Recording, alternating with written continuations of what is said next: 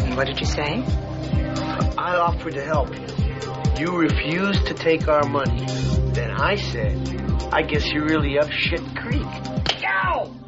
You know about secondary smoke? You can give people lung cancer who are innocent and trying to live healthy lives. Why don't you just go back to sleep, leave me alone, do whatever you have to do. Why don't you put the cigarette out? Why don't you shut up and leave me alone? Put the cigarette out, Jack. Put the cigarette out. The pain in the ass this guy is. I thought you were putting it out. No, I'm not putting it out. There's my grandpa. Thank you. Thank you. Woo! That is why I won't do 2 shows tonight anymore, babe. I won't do. I'm a risk taker. I'm growing an entire crop of marijuana plants in my parents' backyard. I think that shows a little bit.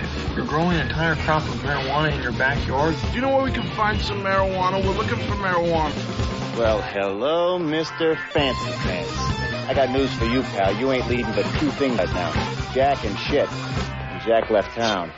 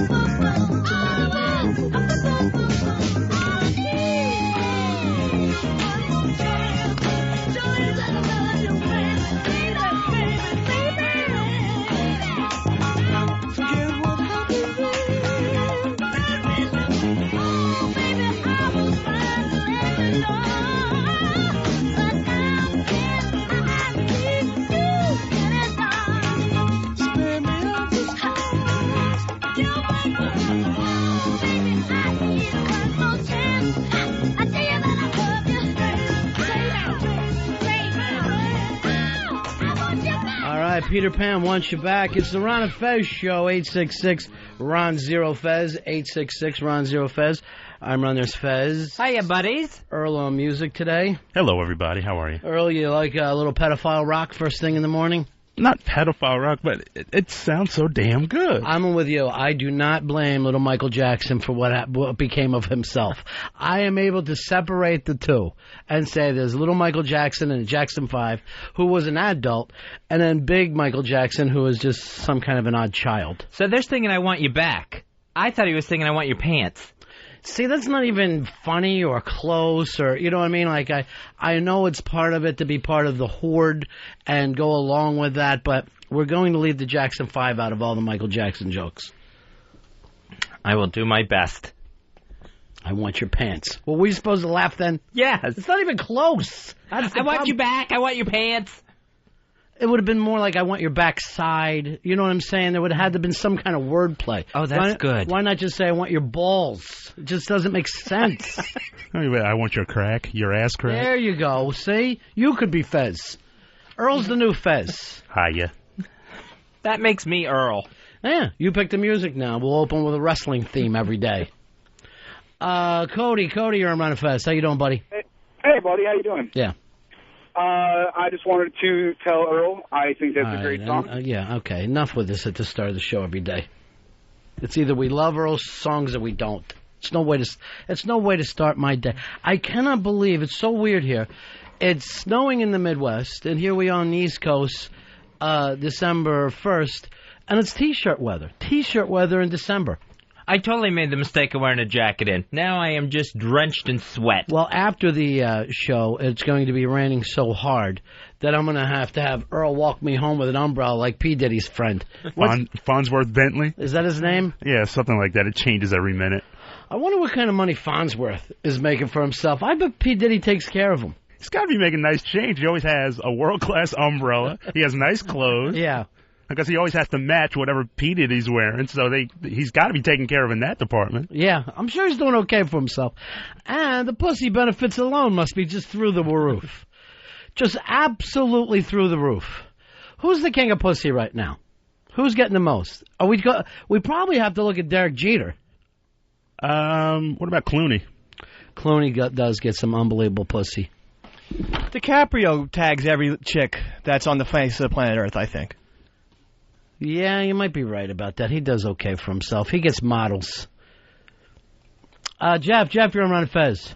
Hey, Ron, I love the new Ron and Earl show. I'm glad to get rid of that Fez guy. Well, Fez is also going to be handling the music and best ofs and booking guests. My name is Fez. It's not Frez. All these years, I thought it was short for Fresno. No. Aren't you from Fresno? No, I'm not. I'm from Pinellas Park, Florida. By the way, I had a big sighting today out front. Who? Big A. Big A. Big A. What was Big A doing still hanging around? Holding court. He's standing out there, had to have like 15 fucking pests all around him, and he was just holding court. And I'll say this, looking like $1 million. Big A is into that Miami Vice, I'm not going to shave and just let the stubble come in. Very, very cool. All right, that doesn't look cool like Don Johnson. That just looks slovenly on him. Right now I'm calling Big A the sexiest man of 1984. It's working for him. Maybe he's the pussy magnet right now. Do you have to work blue? Is that fucking important to you? Because you don't need to. You're funny enough without the language. Every now and then it just slips out. Oh. My dark side comes out. Oh, I thought you meant your dick. No, that stays in. Way in. And an ass. And a kid's ass. See, all these jokes are easy enough without going, I want your pants. Big A's so cool that we have 2 new songs about him. Get out of here. 2. 2? Why do we even have 1? Why don't you guys just keep yelling 2 at each other? Monica, you're on Ron and Fez. Good morning, guys. Or good afternoon, I should say. It's morning still here in Chicago. You go ahead and go morning in Chicago. Matter of fact, if I lived in Chicago, I'd always be morning. No matter what happened. I'd be looking at those gray skies. What's the weather like there, darling? You know, honey, it's terrible. It's just terrible. It took me like 3.5 hours to even get close to work. Yeah. It's just horrendous. But you know it's supposed to be headed out east. I hear that, so but then careful. I see we're going to have a sunny weekend. You guys got snow there? Yes, we back where I live, which I won't be living there for much longer, but like we got like 6 inches. No. Fez got 6 inches last night, and it didn't even rain here. It was from the weatherman, though. Oh. Monica, when you have bad weather in Chicago, that's just a normal day, though, right? Yeah, but, you know, sometimes when we get the snow, it's like our first big snow of the year. Yeah. So it's pretty fucked up because nobody knows how to drive. Everybody acts like a bunch of assholes. You know, it's pretty bad. Well, you think that people would be able to drive in Chicago in the snow. That's like people in Alaska not being able to drive in the snow. Yeah, but some people are just stupid. I'm telling you right no now, where you go, they're stupid. we were living in Northern Virginia in the D.C. area, and if there is a threat of snow, people don't go to work, and the schools gets canceled. And I'm not even talking about any snow. I'm saying if the weatherman says we've got flurries tomorrow, the entire town shuts down. Well, that's great because I'm moving to Virginia in 2 weeks. So what part of Virginia? Hopefully, by Winchester. Oh, I used to go to the church there, the Winchester Cathedral. Beautiful. All right, honey. Yeah, well, hopefully it'll mean that I get some extra days off then because of weather. All right, well, call us when you get to VA. You got it. All right, bye-bye, honey.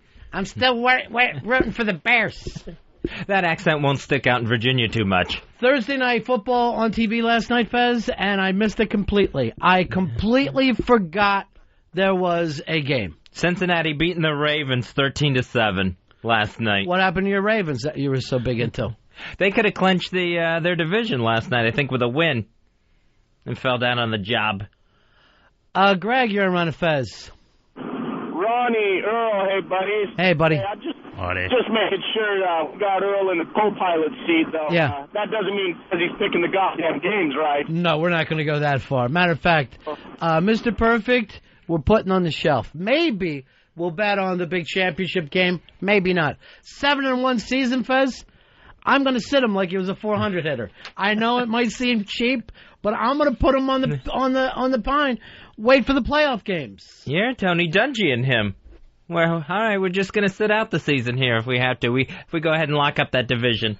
Strangler, you're on Ron and Fez. Hey, what's up, buddies? Yeah. Rick Holder, 909. Oh. Face. Hey, I just want to say we're out here with Big A's entourage. Big A!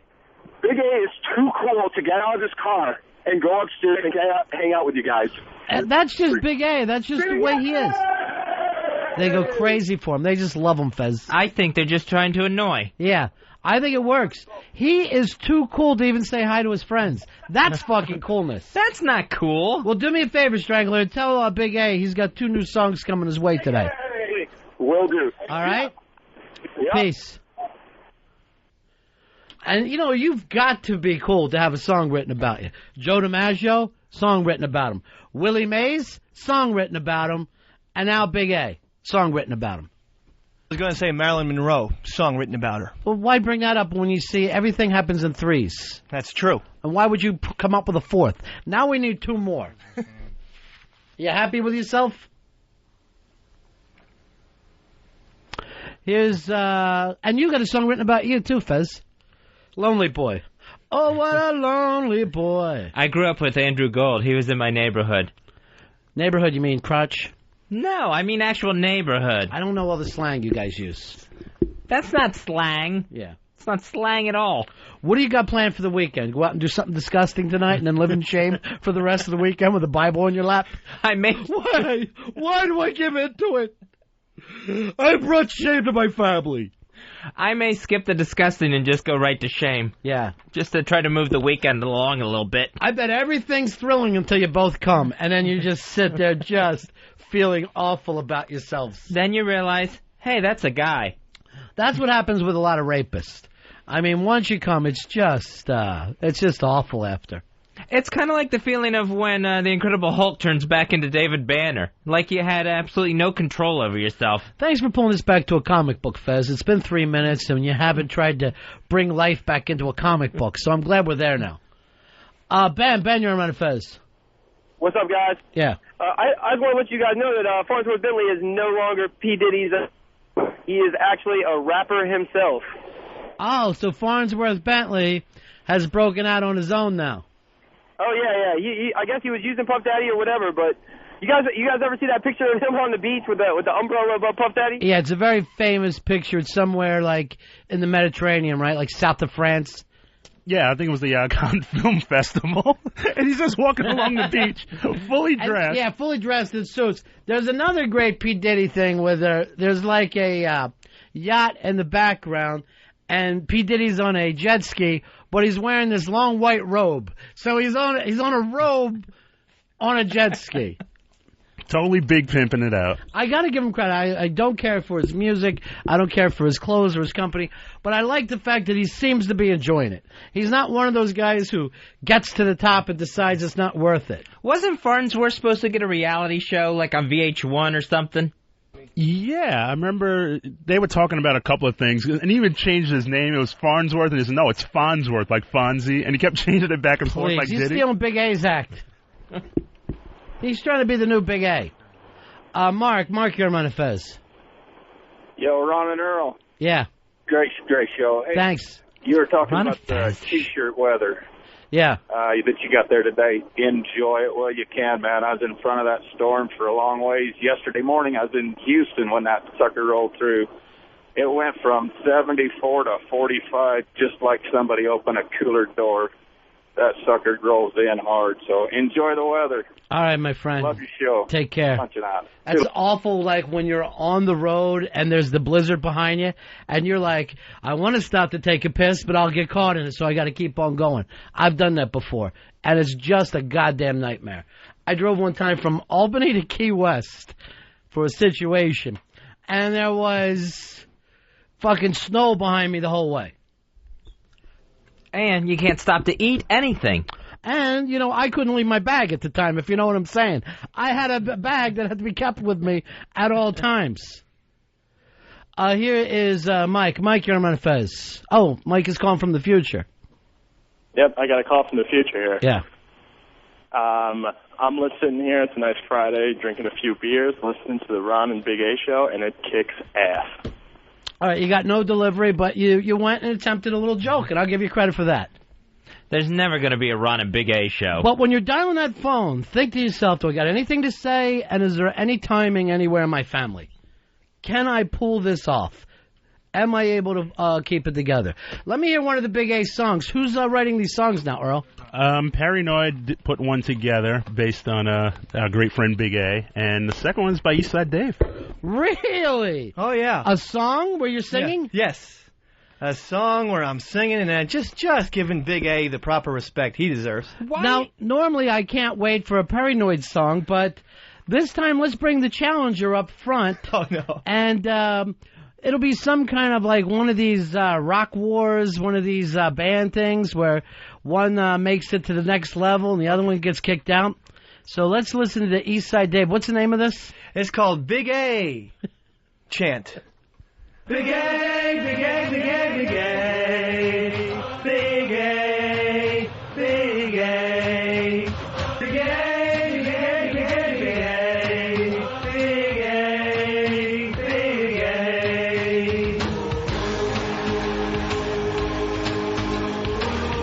That's it? Yeah. That's the song. What's it like to steal a check every week? What's it like? Seriously. Wow. You must be the master thief of radio. That took at least 3.5 hours to do. If you listen... Do you put on black sunglasses when you go and check cash that XM check? No. You got to be worried that you're going to be busted for fraud. No. Clear glasses when I pay my check. Did you start to think Big A was a soccer team? I just thought, it'd be fun to chant. All right, let's hear Paranoids. Hear it? There's a new kid in town. I don't want to hear it. Big A. I don't want to hear it. Big A. I don't want to hear it. There's a new kid in town. I don't want to hear it. Big A. Stop it. You're making fools out of yourself. I thought you wanted us to say it when you said it. No, I don't want you to say Big A. Big A. Come on, Fez. Little enthusiasm wouldn't hurt. All right, there it is, the lazy song contest. And I'm going to give the nod, no surprise here, to Paranoid. Fezzy, your vote. I'm going to go with the man from the CosmicCircus.com, Paranoid. No. And it's up to you, Randy Jackson. You know, dog, I got to go with my man Paranoid. He always coming through. What? But good news, you're cast to be in Dreamgirls. Maybe you'll make a comeback. Supposedly, this Dreamgirls, by the way, is going to steal the Oscar from Marty Scorsese this year. Marty Scorsese will not get the Oscar. It's going to go to this musical Dreamgirls, and the reviews are just fantastic on it. And all kinds of great people in it. Eddie Murphy, it's supposed to be his big comeback film. Jamie Foxx, Beyonce. And yet, the standout is the fat girl from a couple years ago on American Idol. What's her name? Jennifer Hudson. Jennifer Hudson. They say she blows the roof off, and it's A Star Is Born time. First acting role, too? First anything. Oh, wow. This is the first time she's ever gotten a check in her entire life. If they beat Departed, I'm boycotting the Oscars.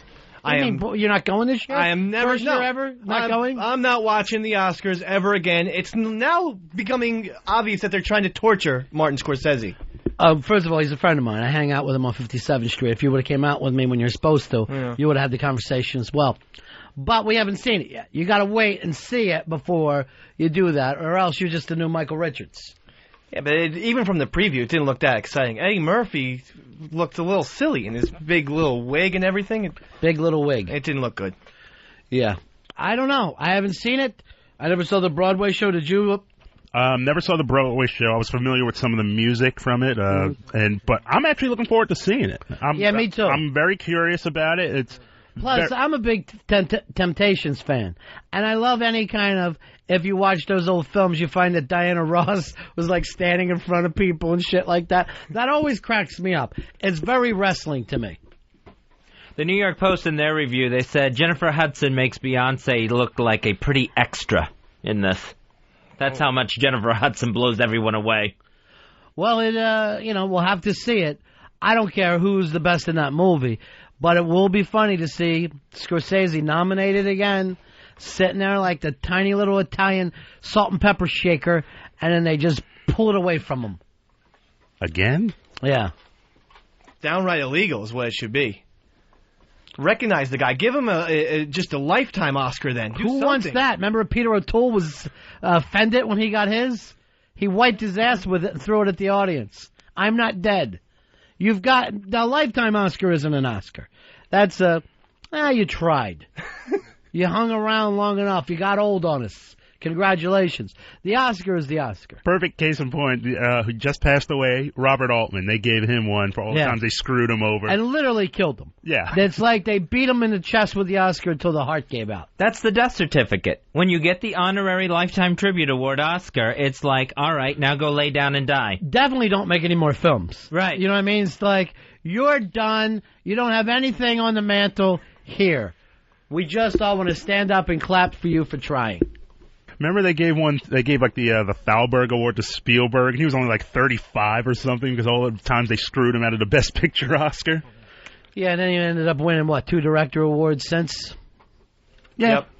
Yep. But they that's almost like... But no one cares. I mean, it's even a bad fucking part of the show when they do that.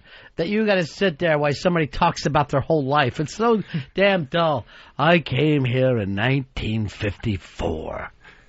All orange groves, right out to the ocean. Who gives a shit? It's the Miss Congeniality Award. Mike, you're on Ron and Fez. Yeah, I just wanted to ask Eastside Dave if when he catches his XM check, he has to sign the back of it paranoid. Oh, yeah. By the way, and I'm not giving away any details, I understand Perry's got a new love in his life. Really? Mm-hmm. And met her somehow through this show, I guess. I don't know how it happened, but she's a listener. She was a Paranoid fan. Wow. All right. Way to go, Paranoid. And I have to say this. Best thing I've ever heard on the Ron and Fez show, Paranoid. Worst thing, Dave. Oh, no. Yeah. Did you hear the Big A chant? Let me hear it again to see if it's any better. I know one thing. Big A has nothing to do with this anymore. But let me hear it again. Big A, Big A, Big A, Big A. Big A, Big A.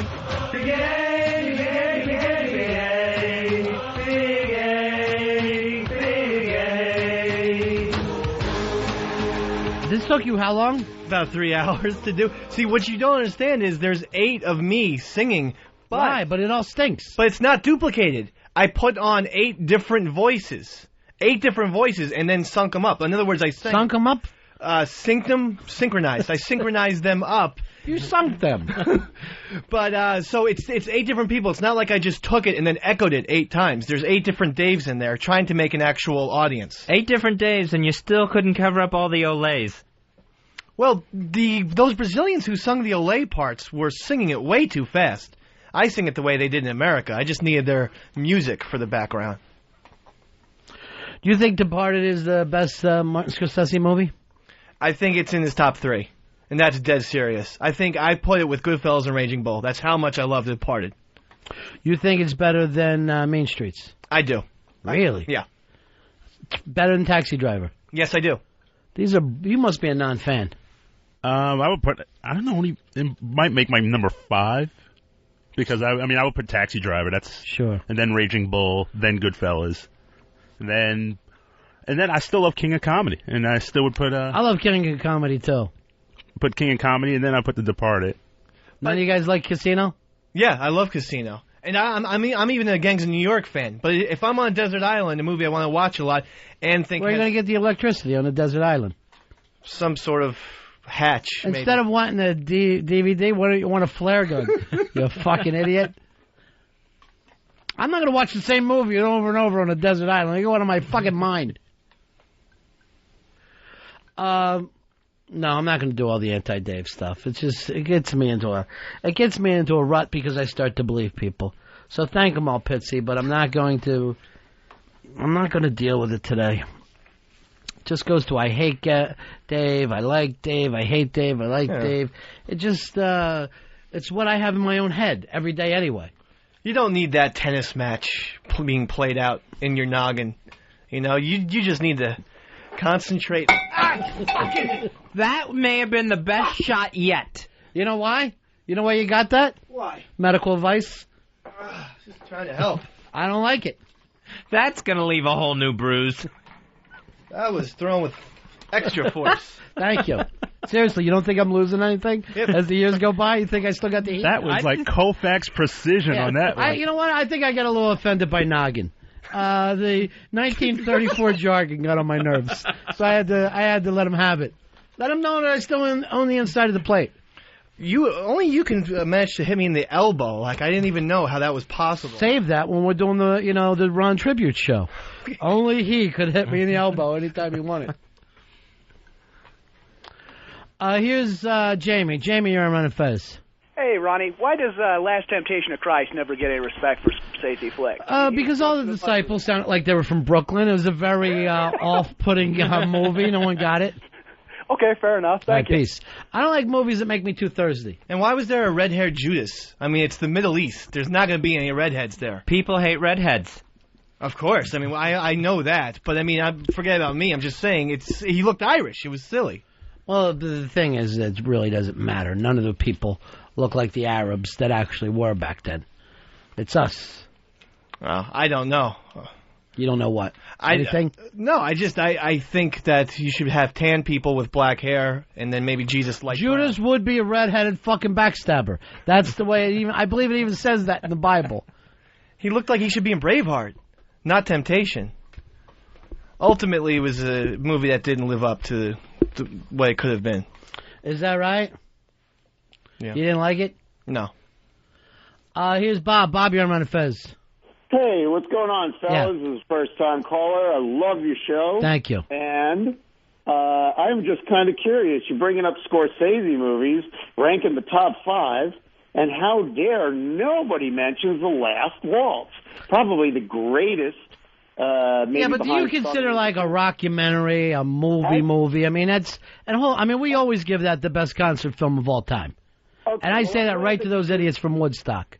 I'm glad that you do give that the best concert of all time. I kind of debate that with Song Remains the Same, but... Doesn't even come close for me. That thing's fucking hideous. It's unwatchable. I'll give you 2 reasons why it's unwatchable.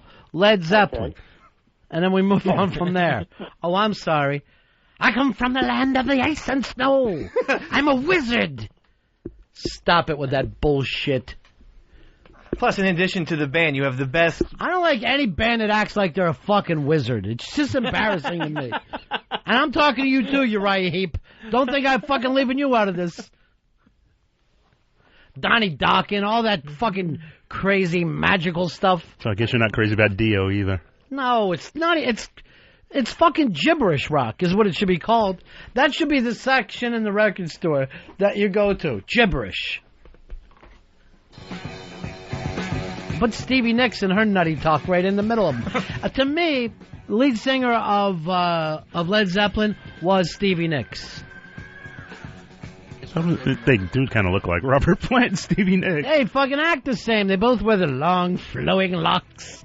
Scarves. Yes, the fucking scarves. Stop it. Gary? I saw a story where Lindsay Lohan is supposed to be playing Stevie Nicks in an upcoming Stevie Nicks movie. And where did you hear that from? Lindsay Lohan. No one else is saying it. Drinks like her. If anything, she's going to be in Herbie the Love Bug 2. There's not going to be a Stevie Nicks movie. How could there be? It just doesn't seem like there'd be an awful lot there. Then came the weight gain. It's all going to be about, oh, she's dating the Eagles. Who gives a shit? And to me, Lindsay Lohan could do one role and one role only. And that's the East Side Dave story. Oh. Firecrotch. I thought she was actually pretty good in Prairie Home Companion. The Robert Altman film? Yeah, I fucking saw it and opened the vein. It didn't even occur to me I could have left. I sat there, and I honestly, this is why I feel bad. I'm at a screening, and I actually yelled out at the screening, I hope he dies. That's how bad I thought the film went. I took my mom to see it. We were tapping Making our toes. out the whole time? No. Eating popcorn. You getting tit? I don't have sex with my mom, but we were... Then you are losing Swear your to that, touch. then. I'll get a Bible. I want you to swear on it. I swear to Jesus, right now, I never have and never will have sex with You think Mom. Jesus is going to trust a redheaded Judas? My name is Dave, Jesus. I'll tell you this. Don't get me confused with the other guy. On the off chance you get to heaven, you'll never get behind Jesus. He will stand in the corner when you're around. He knows your shit from the get-go. Get-go. Whatever. If he's too cool for me, then I can hang out with other people. I'll hang out with Elvis all day. Jim Morrison. I just see, now we're back to nutty talk. This is what gets you kicked off the show. Yeah. Seriously, this is what gets you set back into the ear hole where you sit in that fucking pit. It's really hot in there. I know it is. Here it's nice and cool. We keep it at 69 degrees at all times. It's perfect. I like it. It's temperate, Yeah, sure it is. I feel good over here. You going to do your stupid gimmick today? If you're referring to board gossip. Yeah, I am. I would If we do it today, today may be the last day. What? Well, I hope it's good. Jeff, you're on Ron and Fez. Hey, Ron, I just wanted to ask you what you thought about Black Sabbath, The Wizard. Oh, I just thought it was fantastic. I just loved it. And I put on a big fucking wizard costume, and I sent away from one of those Harry Potter wands. I just sit around. To me, that should all be called Harry Potter rock. Any of the wizard talk. There's no wizards. Let's stop singing about them constantly. Hassan, you're on the air. Hey, what's going on, guys? Hey, buddy. Can we just discuss how much, if Scorsese won an Oscar for The Departed, it would be a travesty to his own career, because that movie was atrocious. You hated The Departed. I've seen it like 11 times. That's why I have like a really good copy of it. Uh-huh. And the more times you watch it, the more times you realize it's probably the worst acting job Jack Nicholson has ever done in his life. I would probably agree with that. I wasn't crazy about Jack Nicholson. And I wasn't crazy about the last, the way he summed up the story or the amount of belief you had to give up to even follow along with the story. Why everyone wouldn't have suspected this fucking DiCaprio from Where'd Go. Yeah, he was like the sweatiest, most nervous-looking guy in any movie ever. He was just always sweating and really pale and twitching and nervous. And also, I really feel like the reason why Earl and Dave got behind The Departed so bad is because they assumed that you, Ron, would think it was going to be the greatest movie of all time. That's not true. So they really just lined up there right at the beginning. No, I was actually honest about it. Out of all of us, I was the one who didn't care for it as much as them. Now, I didn't hate it as much as you obviously do, but I surely wasn't coming back with stars in my eyes like these guys. I just don't understand how he's like the most irresponsible gangster in the history of criminals. Now, even saying that, I did yell out at Scorsese the other day, love The Departed, because I was looking for a moment. I wasn't going to say, hey, I have problems with some of The Departed. I went the opposite direction. Lied like a child to him. That's classy, though. They're all class. All right, thanks a lot, Hassan. Talk to you later. Nobody had anything to say to Hassan, huh? I'm looking around at all three of you. In real life, well, he kept talking. In real life, gangsters are sloppy, and gangsters do play sometimes both sides of the fence. Happens all the time. Sean, you're on Ron and Fez. Hey, Ron, I need to know where you stand on Mr. Roboto. Oh, Domo Omegato, Mr. Roboto, Domo. Domo. Love it. Yeah, it's just, I like robot rock. That's the thing that I want every song to be about. Giant robots. Zippy, you're on Ron and Fez. Hey, You know what? If I ran into Martin Scorsese, I would congratulate him on his fine work in the film After Hours. I love that movie. I'm a fan of that film as well. Back when people used to be afraid of Soho. It's been a while since that happened, but it's a great timepiece now because everything that's in that movie completely doesn't exist anymore because people be living in lofts and you could literally just hole up there, and now all of that's gone. Right. Every little piece of that section of New York is gone. All the mystery of it is gone now too. Yeah, now you would have to say, we're lost in Eastern New York overnight. You wouldn't know where to go with it. Wasn't that part of New York City also in that short movie that he made with Nick Nolte as the painter? That was one of the best Scorsese works I've ever seen. Remember that film? Yes, I see do. That? I talked about it on the air with you before. I told you can watch the whole thing on YouTube. We had this conversation. I don't think on the air, though. Yes, on the air. Don't think. Why else would any of us be talking to you unless it was on the air? Good one, Fez. Thanks, Ron. Like to see you on my side for a change. Good to see you fucking as my wingman against this redheaded bastard. Well. Why don't we have the same conversation every day? Let's go with that. I think it'll be fun for the listeners. Be like a rerun for them. Every day's the best stuff. We'll just keep talking about the same shit over and over. Maybe my brain is wrong, but I thought it was when we were walking outside. Your brain is wrong. By that, you mean you? Yeah, that's what I'm saying. Or you somehow feel separated from your brain. Can I just be honest? I'm pretty sure it was... Yeah, you know what? I want you to be honest. I want you to be honest with me. I thought it was when we were walking outside. Jason, I wonder why I sent the link to so many listeners. I guess they must have overheard us, me and you, walking down 57th. Kyle, you're on Ron and Fez. Kyle? Yeah. Oh, hey, sorry. I missed that. Hey, Dave, you want to hang with Elvis? I just bought his house when he was in the military at Fort Hood. He lived in Killeen while he was stationed there. Cool. So go, you want to bid on it, it's up on eBay. What it cost you, Kyle? I bought it for $165. Put a little money in it, and I think the reserve's at $172. So it's pretty good, pretty big house. I got all the pictures on eBay. Go and check it out. But I'm still nervous till someone bids on it. So what's it listed under eBay? Under Elvis's house? If you just go to real estate, the real estate area of eBay, and type in Elvis, that's the only one that'll come up. You don't think, why don't you try to call Entertainment Tonight in those kind of places? Well, I got the Honky Tonk Hall of Fame.com or something. We hired those guys. They're supposed to be publicized, and I haven't seen it. I paid them some money up front to do it for me. But supposedly they got some stuff going. Before you give money to honkytonk.com, why don't you just take it and throw it out the fucking window? I never heard of honkytonk.com in my life. I never knew there was a Honky Tonk Hall of Fame. I didn't know rednecks were on the fucking internet yet. There's a lot. Yeah, actually, we're starting to get some, we got some, the old, the old Mac computers, and, we're up to like half a gig on our hard drives now. Why don't you do this, Fez? Why don't you take Elfish there and then buy it for him for Christmas? I'm not buying Elfish a house. Come on, Fez. Go ahead, Pitsy. It has 2 bids, and it's up to $75,000 right now. All right, $75,000. You're only going to lose $90 on this. Yeah, that'd be cool. That'd be all right. I think you got to meet the reserve, but you can bid. Yeah, just go ahead. Hey, put some bids in there. At least it'll look good. Even if it's not the reserve, at least they'll put some numbers up there for me. You can buy Elvis's house that he lived in, what, 6 weeks? No, he was stationed there about a little over a year. He lived there for a full year. Little over a year. Rocking the world. Elvis Presley. Rocking the world. You know what? Hard Rock Johnny's coming in today. Maybe we get the Hard Rock to buy the whole damn thing and move it in. Move it into the Hard Rock. Go sleep in Elvis's old bed. There you go, man. That'd be awesome. All right, I'm going to put you on hold here. And Earl, get your number, and we'll try to help you sell Elvis's old house. Fez, please think about this. It's only $160,000. Perfect for Elfish.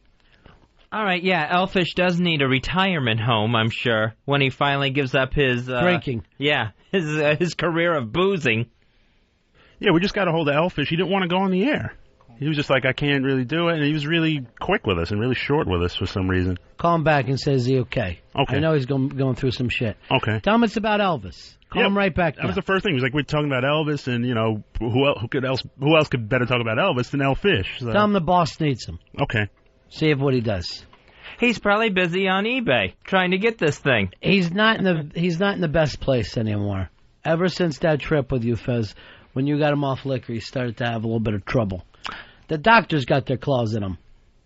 That's the problem. I gave him too much of a highlight in his life. It's been all downhill ever since.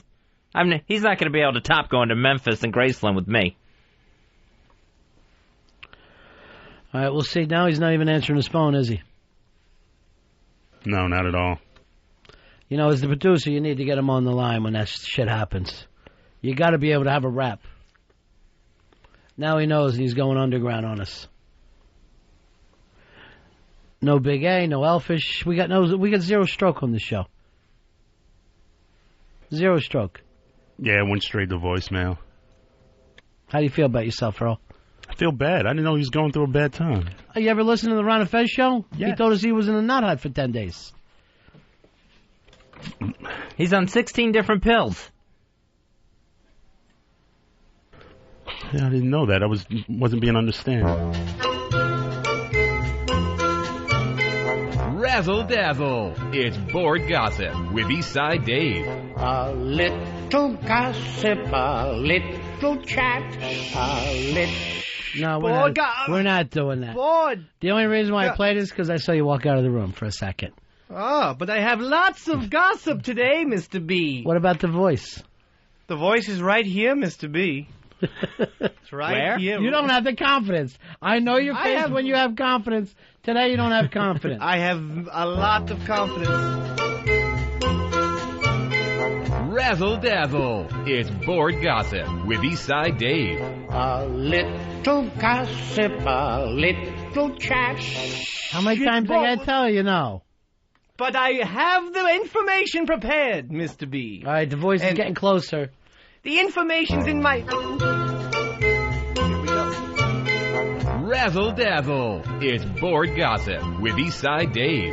A little gossip. It's Bored Gossip. No. I have the information in my hand. Mike, you're on Ron and Fez. Hey, Ron, how you doing? Yeah. I just wanted to comment on how tight you and Earl are getting here after this Mr. Perfect thing. I think it's been a really good thing for the show. You guys are in sync. That Mr. Roboto thing, Yeah. I think that was Earl in the background backing you up. Yeah. I think you might want to look into the Ron and Earl show and get rid of that bowl of gravy from. Thanks for keeping up with the show. Obviously, Earl and I are very, very close. Razzle Dazzle. It's Bored Gossip with Eastside Dave. A little gossip, a little chat, a little idle talk of this and that. It's Bored Gossip time. And now it's for real, Bored Gossip time. Starting off with RonFez.net, has Administrator Mikey Boy been temporarily suspended from the website he helps to run? The gossip team saw that Mikey Boy was put on vacation, which means he's banned. If this was the serial life, I'd say Mikey likes it. But alas, this isn't serial, Mikey. It's Bored Gossip, and you're a bit soggy. Sprinting off to FBA, where there is a new poll. Big A versus Fez. As of right... Yes, a new poll on FBA. Big A versus Fez. As of right now, Big A is in the lead, 30-20. Looks like when it comes to polls, Andrew does fantastically. As for Fez, right now he's doing poorly. Now for a segment we call... Stupid. Now it's time for a segment we call Crushes, where we see who has a crush on who. From posttours.net, looks like Lindak may have a crush on Bass Attack. Hey, I knew piranhas like to nibble, but now it seems Bass attacks the ladies. From FBA, where it seems someone from Ron and Fez has a crush on Happy Typing Girl. I can't tell you who it is, but Pitts Why were you so early and dressed up this morning? Was it because Happy Typing Girl was in here? Finally, our last crutch is P. Niggity, who apparently has a crush on Earl. Niggity writes, I like Earl a lot. Where are Christian Slater and Patricia Arquette when you need them? Because P. Niggity and Earl may have true romance. And so ends Crushes. Now for a special Board Gossip exclusive. I had the pleasure of having lunch with the FBA administrator and all-around smart individual Dugout Doug, who spilled the beans on another website. Doug told me over coffee and danishes, fuck Whackbag. They have 40,000 assholes over there. We got 100 good people at FBA. Fuck Whackbag. End quote. Must be wintertime, 'cause Dugout Doug is cold to Whackbag today. Now for Who Could It Be? What message board amphibian? Who can it be now? Who can it be now? What message board amphibian has been temporarily banned from Board Gossip for calling this columnist a, quote, pale turd? I won't say who the person is, only that apparently he's into death and things made of metal. I wonder, who could it be? Now for a segment called I Just Don't Go For That. Earth 2 Murph of Whackbag writes, I want to ass fuck Eastside Dave. Sorry, Murph, both on Earth 1 and Earth 2. I just don't go for that. And that's today's Board Gossip. Remember, we're always watching. Shh.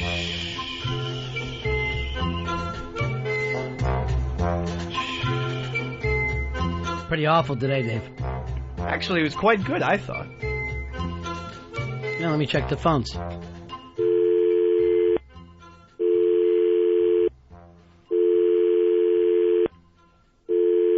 Seems like someone is suffering from gimmick burnouts. Who could it be now? When Board Gossip plays in people's homes, Mr. B, they sit around the radio roasting marshmallows. They can't be bothered They can't be bothered with running to their telephones and dialing in a radio show. They need to hear the information.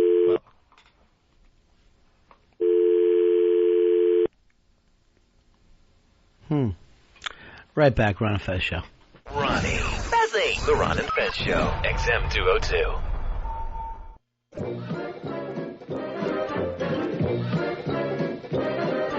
For some it's grass. For some it's coke. For some it's powder. For some it's smoke. Everybody today is turning on. For some it's dust. For some it's weed. For some it's acid. For some it's speed. Everybody today is turning on. Time was when if a fella felt depressed, he simply got it off his chest by calling on a preacher, talking to his teacher, coughing up a half a buck to see a double feature. But now it's pills, and now it's pot, and now it's poppers, and God knows what. Snip, squeeze, pop, and your cares are gone. Everybody today is turning on. The simple life it must have been, when smoke was Lucky's and high was gin. One pink lady and how it turned them on. Junk was trash, speed was swift, glue was pasted instead of sniffed. Coke and aspirin and wow, it turned Back with the Ron and Fez Show on a Friday, 866-RON-0-FEZ. That's 866-766-0339. Earl brought a young lady, actually Dave brought a young lady into the studio. Fez, it's flight benefits. She had called before. You're one of the Pal Talk girls? That's correct. I'm a Pal Talker. Really? Yes. What time are you on there? Usually after work or during work. Yeah. Usually at night, though, when I'm home. So I remember you called us. You were going to help Fez lose his fear of flying, too, right? Yes, I could definitely do that. My fear of flying is back so badly. I don't know what you could do to help me. I got an idea for you. What's that? Virgin Galactica.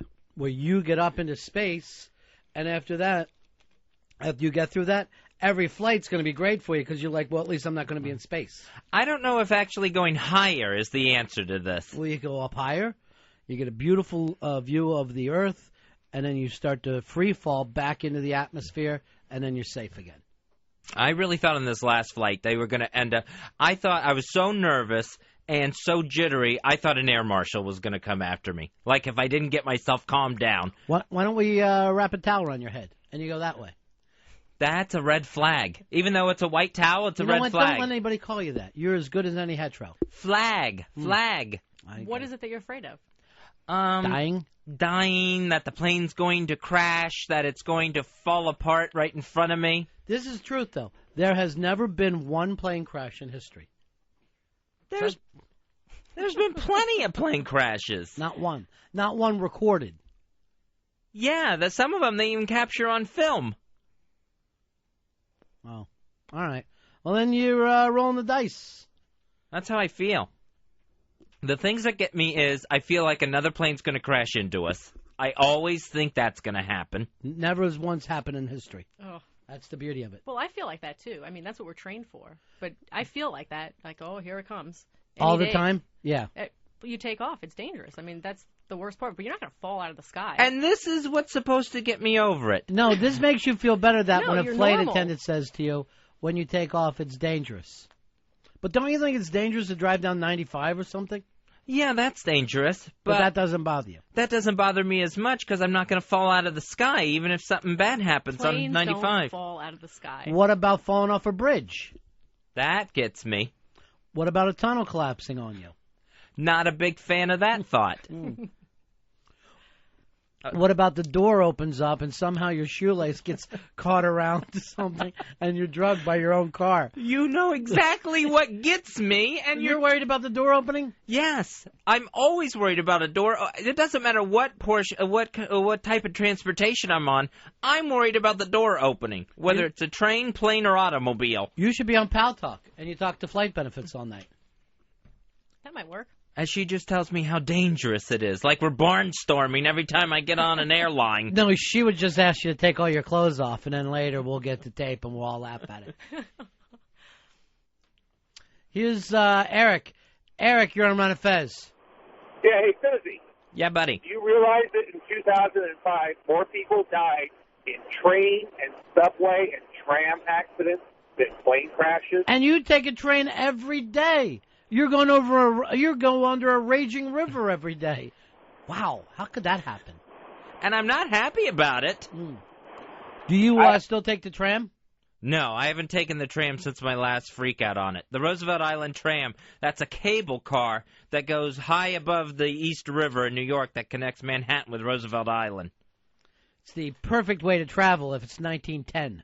And that one is where I totally have the door opening thing. The door's going to open, the weight in the thing is going to shift, and I'm going to go sliding out the door, hanging on by my fingertips. So flight benefits, even though you're an attendant, every time the plane takes off, you're a little nervous? Yes. How about when it lands? Yes. So the only time you're not nervous is mid-flight? Not nervous, but you think to yourself, well, this is it. This is when it's going to happen. Right. But that's what I'm trained for. So what? I mean, trained for what? Crashing? For evacuation. Yeah. Would we make it if it spins off the runway and it catches on fire? There is a good chance you could get out. See, the odd thing is I'm less afraid of that because I've been in car accidents. And, so when I see, like, we're landing, fuck, crash, go ahead. I put my head through a couple windshields. I know I can walk away from that. Your thing makes more sense because if you're up in the middle of the air, and that thing starts to head down, you're not going to make it. That's where most of my fears are. When I'm coming in for a landing, I can look out the window, and I keep looking out to where we get to an elevation of where I think, all right, if something does go wrong, we can make it from this height. You can jump. Yeah, exactly. If you need to jump and land on your sneakers and roll. Even though we're still going 200 miles an hour. Brian, you're on Ron and Fez. Hey, 26110. What do you say there, brother man? I got a quick story for Fez. I was just flying back from Hong Kong, and my flight's it's supposed to go north over Japan, then over the North Pole, then back down. So we're going south. You can see on the little radar thing, you're going south, and we're out over the South China Sea. And there's these announcements, and there's a guy who comes on in Chinese first, then English, and I can't tell what the English guy's saying. It's all broken. So then all of a sudden they start dumping all the fuel. You see all the fuel dumping out the side. And we're up circling in this circle for like an hour and a half, and I don't know what's going on. Everybody around me is Chinese. There's nobody. I'm like in the middle of this aisle. I'm not getting up.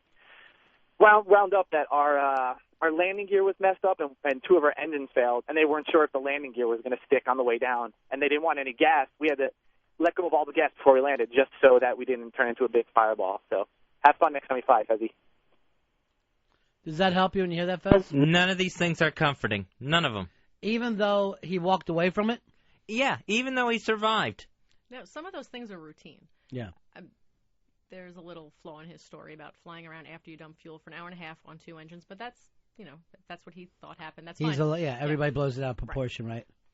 But look at the flight attendant next time you fly. Look her in the eye. If she's nervous, panic. If not, just keep sitting there and be comfortable. I do. When I see stuff, I always look over to see if they're crying. And whenever she comes out of, like, the captain, like, when that door opens, I always look over to go, is she crying right now? Because then we're all in trouble. So if they don't panic, you wouldn't panic. Absolutely. And you will panic if the shit hits the fan? You see the look of tension that something's wrong, but yeah, you try to hide it. Now, where do you generally fly? It's all domestic now. All domestic? I used to fly a lot of international, a lot of military flying. International seems like anything could happen to you out there. You get on, some Greek airline. That's you rolling the dice. You're being an insane maniac. Yeah, that's all World War II surplus stuff that you're flying on. When I had friends that were saying that they were on some airline I never heard of, and they went from Peru to Brazil, I'm like, you're insane now. Now you're talking nutty stuff. So I do try to always get a seat where I can see a flight attendant, where I can, Make that the last face you see. Oh, man, that's not why. It's mainly so I can actually wave her over in case I'm freaking out. Even though there's those call buttons, I want them to be able to see the absolute panic in my face. But what does that do? I mean, let's suppose that you are crashing. What's it matter whether someone's saying something nice to you the last 3 seconds? I want them to say that we're not crashing and that everything's going to be okay. But what if you are, though? That's what you're afraid of, right? Right. So if they are, it doesn't matter who's up there. Okay, if it does happen that you're in some plane wreck, you won't know it hit you. It'll happen so fast, you won't even have a thought. Is that better? Not really. Because I have the feeling I'm going to realize what happened to me. I'm going to be the one exception that all of a sudden keeps some consciousness up there as the front of the plane falls off. I think you're even going to be conscious in the coffin. I think that when you're being buried, you're going to know it. I honestly feel that. That's not helping either. Did you see Tom Waits on TV the other night when he was talking about the old days and they would bury people that weren't dead yet? No. So it was because some disease had been going around that looked like death, but you were more like paralyzed a little bit, and then they would come to in the coffin. So they went and dug up some of these things, and they actually ended up having to put a rope through the coffin up into the and have a bell up there that they could ring it. Get me one of those. And then they would have to have somebody obviously in the thing, and that's where he said the term graveyard shift came from. Because people would have to sit out in the graveyard and wait for the bells to ring. I would still freak if I'm sitting out there and the bell starts ringing. I'm just thinking wind. How many times is it just dug out from wind? You would freak out from the wind. What if you're in the freaking box and you wake up and all you're surrounded by is wood and dust and dirt? And you just kind of... It's Kill Bill time, brother. Yeah, and I'm starting to get the heebie-jeebies. Yeah, you ought to. And they say this generally happens with blacks. More than anyone else, this happens to blacks. Hey, Jay, you're on Ron and Fez. Hey, Ronnie, Fezzy, what's going on? What do you say? No, man, I'm a pilot out here in Texas. I fly a 737 for one of these airlines, and I just, I've never met a flight attendant who knew anything about aviation emergencies, and I don't understand how she feels like she's qualified to diagnose anything on the airplane. Oh, yeah. Now you always have to put up with this kind of shit from pilots? Oh, typical pilot. Yeah. Typical pilots serve drinks. Shut the fuck up. Oh! Wow. See, I can't fly if there's going to be all this tension between the pilot and the flight crew. And when he says serve drinks, he means to him. It's okay. According to my calculations, we know.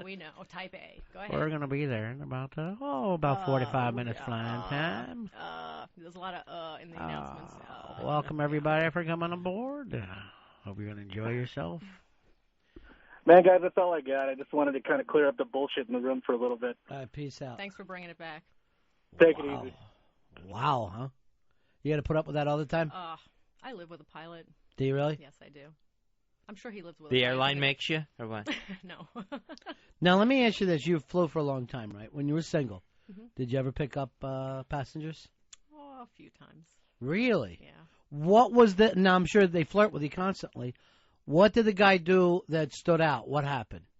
How did that guy get over? I think it was my choice. I don't think he got over. I think Okay, he was handpicked. what was it about him that you said, this guy's different? Well, I used to fly a lot of military charters Uh-huh. into the Middle East, so these guys were going away for a long time, and sometimes you've just got to serve your country. Ah, pity. Someone in I'm a pity uniform. one. Yeah. That's why I always I'll wear medals when I meet women. I just have just a bunch of medals on me. No uniform, just the medals? Yeah, like I'm Pinned to his bare retired. chest. Yeah. Hi, how are you? Please don't even ask me about the Navy Cross. It's nothing I want to talk about right now. Here's Adam. Adam, you're on Ron and Fez. Hey, Fezzy, you should practice for that airline crash by putting your head between your legs and it'll help you prepare for that. I've always heard that that's like a thing to actually get you killed in an airline crash. Like putting your head between your legs, bending down like that, is so that you break your neck on the crash landing and the airlines don't have to pay you. Well, the airlines have taken out so much room, I don't think you could bend over and get your head between your legs. You have to hold the seat back in front of you. There's no leg room. What I always do is drop the tray down. If it looks like we're going to have a crash, I just put the tray down. Well, what's that going to do? Yeah, just rebel to the end. Rebel to the end, Fuzzy. I'm going to do what I want to do. You're reclining your seat. Sure. Steve, you're on Ron and Fez. Hey, what's going on, boys? First off, I got to say I love the board gossip. Eastside Dave rocks. But, Fezzy, to keep yourself occupied... Razzle Dazzle. It's board gossip. Thank you with very Eastside much. Dave. Thank you, Steve from Texas. Well, I've always loved the Lone Star State so much. Thank you. Guys, Fezzy, to keep yourself busy, Fezzy, you ought to just flirt with all those gay male flight attendants. Any straight flight attendants up there? The women. Only the women. Yeah. Interesting. You don't see the flight attendants that often. They come by, you get your drink, you get your snack, and then you just don't see them enough. You don't see them again. What do you want to see them for? I think they should come by and say, hey, how you doing? How you holding up, mister? How you doing, buddy? I don't think that would kill them. How many people do you think are really bad flyers that are up there at any given time?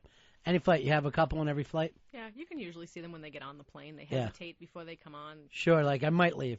I might turn around and run out.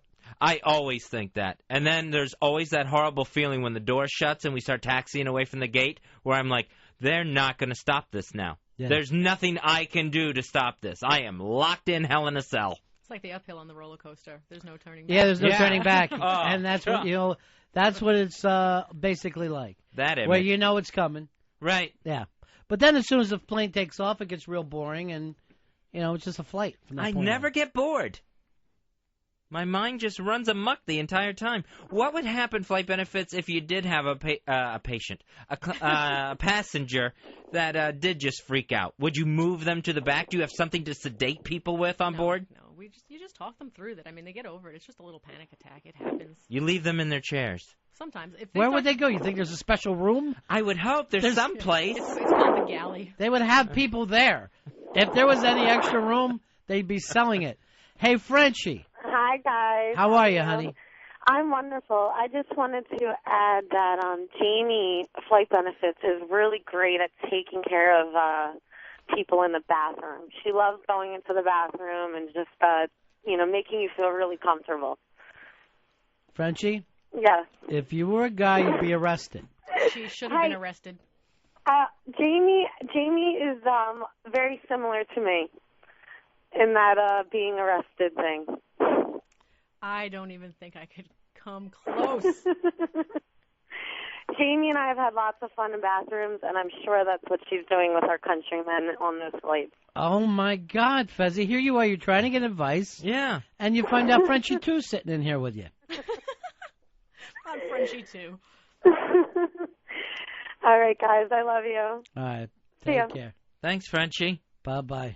Thanks for rolling me under the bus there, girlfriend. Earl's waving me. He wants to bring in Hard Rock Johnny. Come on in here, Earl. Instead of being farther away from us, what do you got here today? Hard Rock Johnny's brought some fine food, and he's brought a guest with him. All right, come on. Well, come on in, guys. Let's move Jamie over here. Johnny! Johnny, how are you? Good. Good to see you, buddy. And thank you for bringing lunch today. Anytime. He doesn't travel anywhere without food, does he? No, he really doesn't. Does it look like I do? This is our flight attendant today. This is Jamie. Hi. Jamie, how are you? Flight benefits on Pal Talk. Oh, sure. You're not a Pal Talker, are you, Jamie? No. Why not? I'm married. But married my people wife. can't go on Pal Talk? No, I don't think my wife would like it too much. Isn't basically the Hard Rock got the Pal Talk thing going at all times, where you can see the other we Hard Rock? Absolutely. Yeah. Maybe we could do that. I brought a friend today. What do you got? Who do you got with you here? This is Don Bernstein. How are you, Don? Good to Hey, see you, Don. buddy. I'm not really his friend. Yeah. He's just when he's up here to get on radio shows. Don is the memorabilia and artist relations manager for Hard Rock. All right, so you're the guy who purchases the stuff, or? Yeah, I find whatever goes up on the walls, I kind of course out of bands or however I get it through auctions or whatnot, but I'm the guy that finds it all. How long have you been doing that with Hard Rock?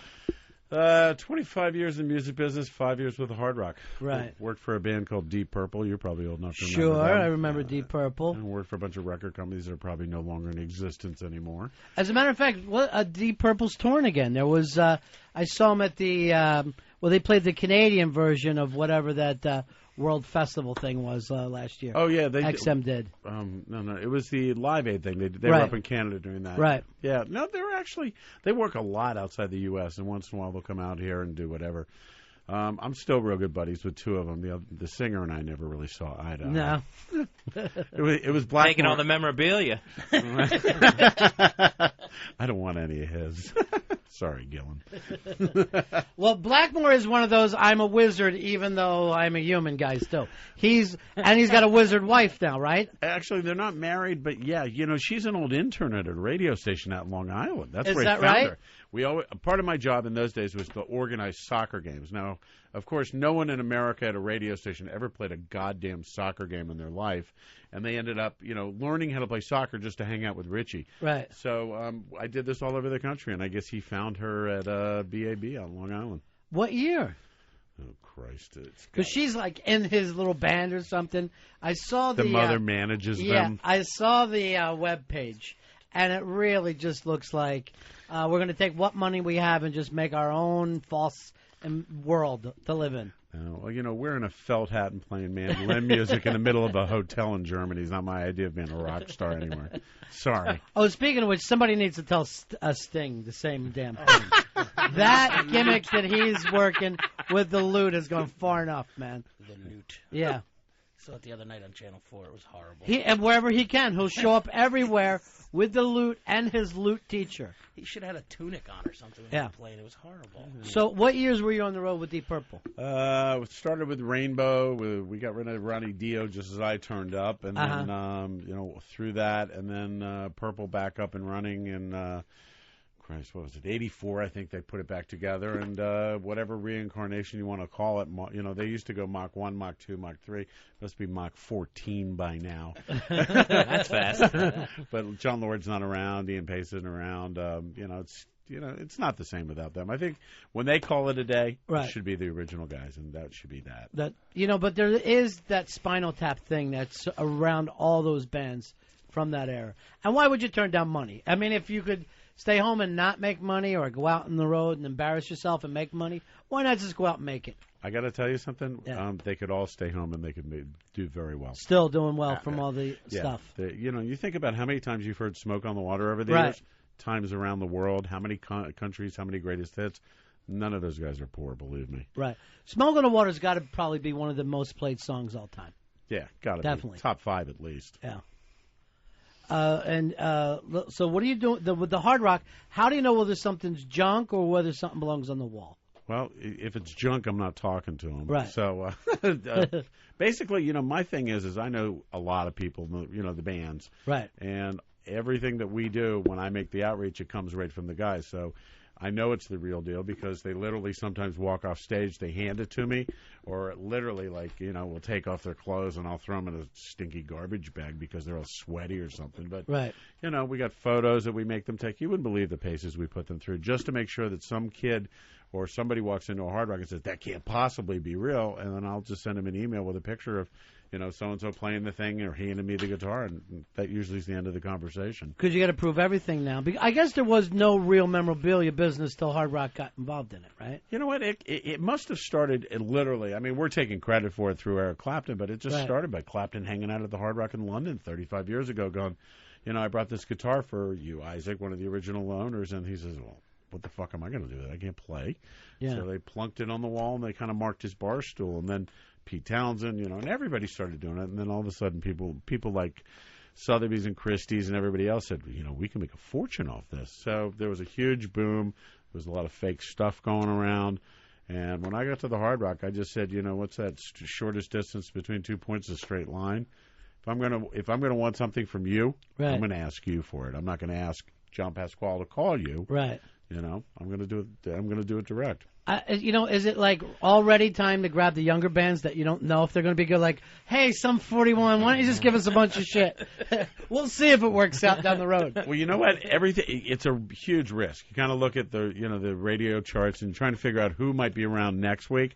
But I get this running joke when I get calls from people saying, so-and-so from American Idol who was like finished 19th or something, or this band who, happens to be on MTV right this moment. I said, just let's wait and see what happens, because generally what will happen is 1 minute you're on the video system in the Hard Rock, showing your big hit single that MTV's playing the crap out of, and then a year and a half later you're watching it again, but you're the waiter in the Hard Rock that's showing it.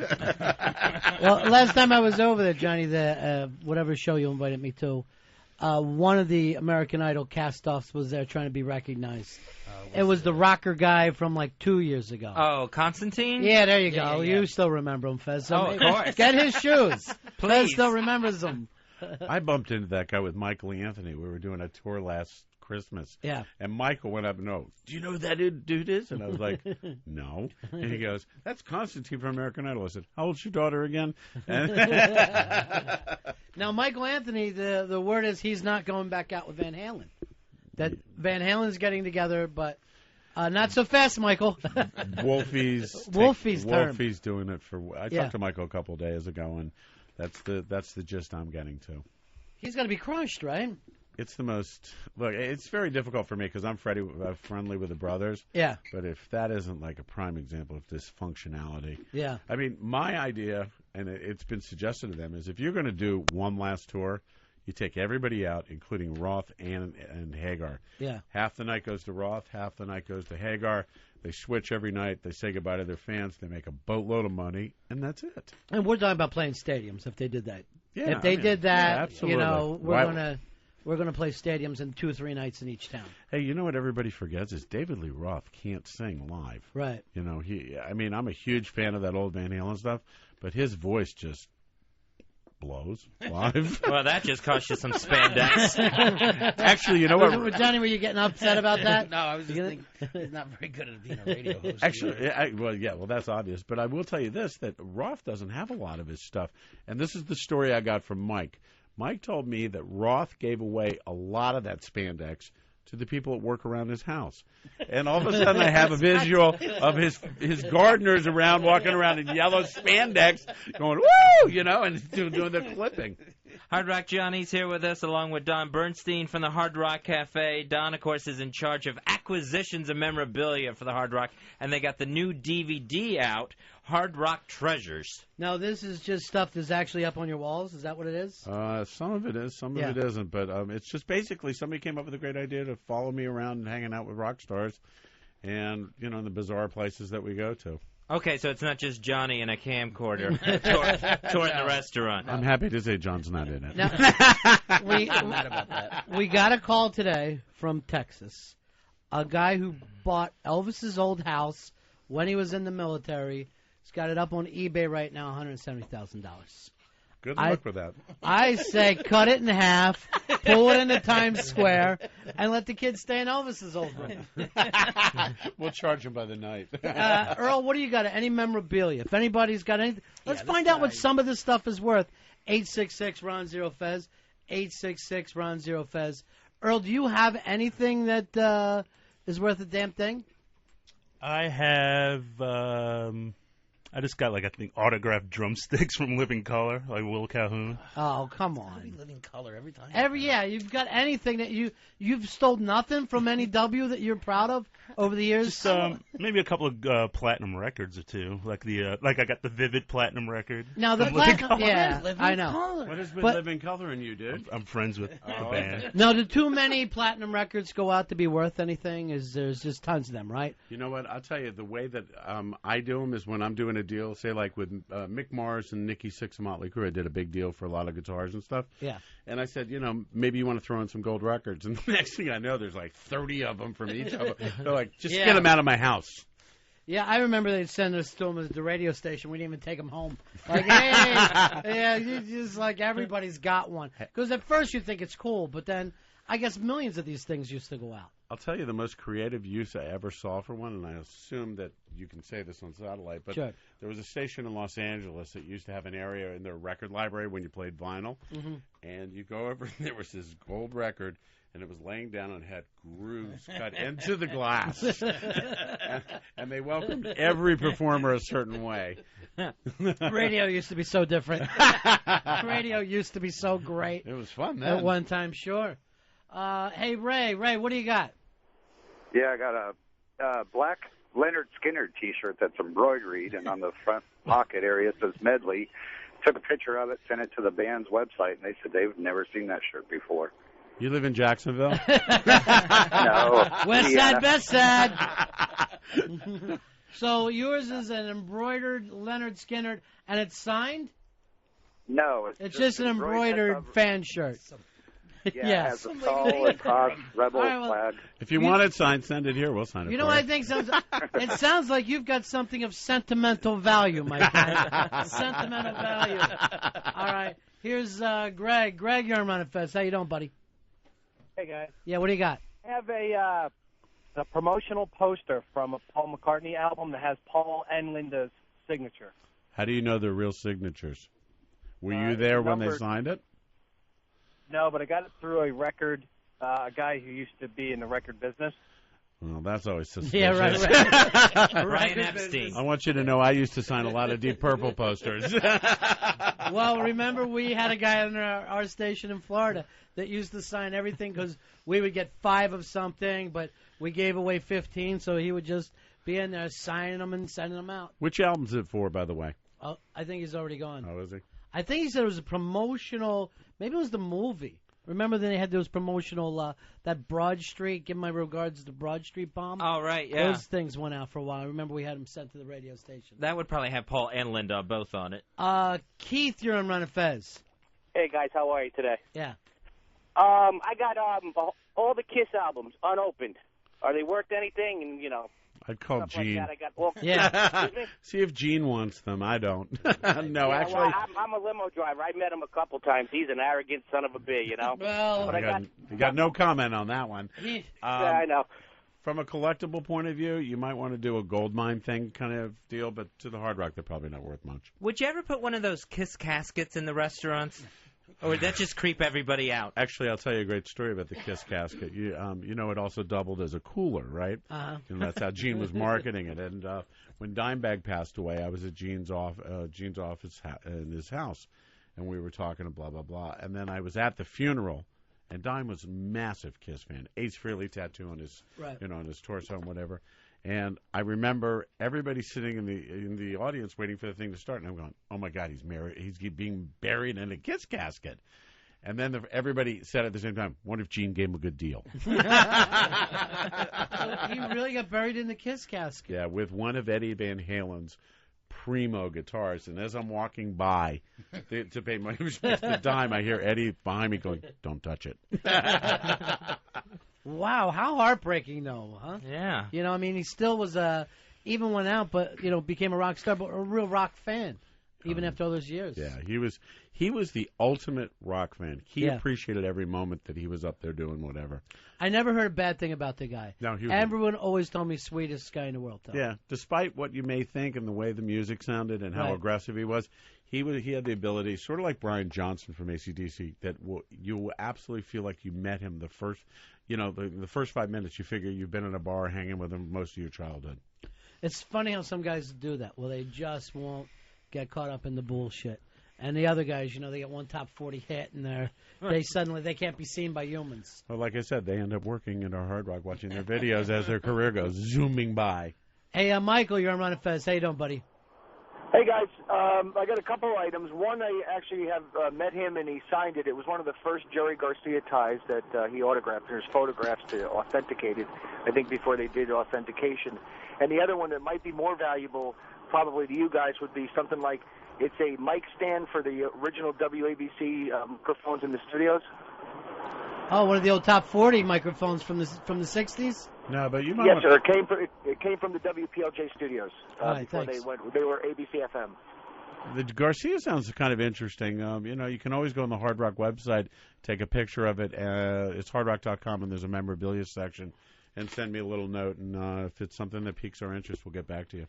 Garcia is one of those things that people never lose interest in, right? Yeah, but I still figure Jerry Spitgrave what they've done to his memory, and I know he would never have had a part of. I mean, the ties are one thing, but wine and the merch is just stupid how it is.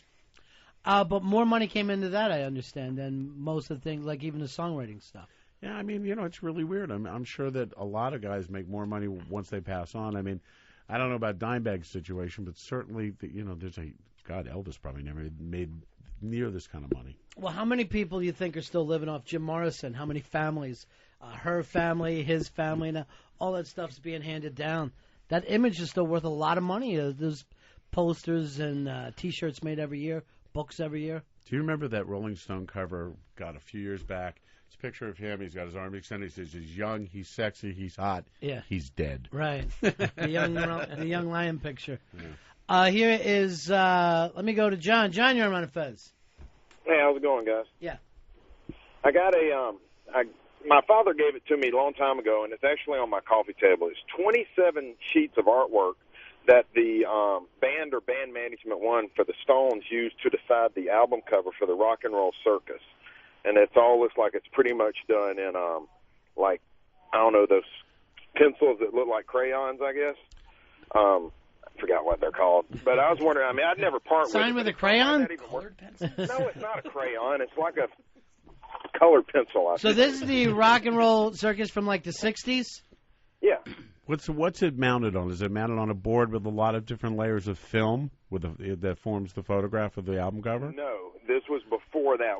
And actually it's so tacky, it's in a binder, and this is what it was given to me in. It's like a 3-ring binder with sleeves in it that is actually covered in denim. It's really tacky. Who's the artist, do you know?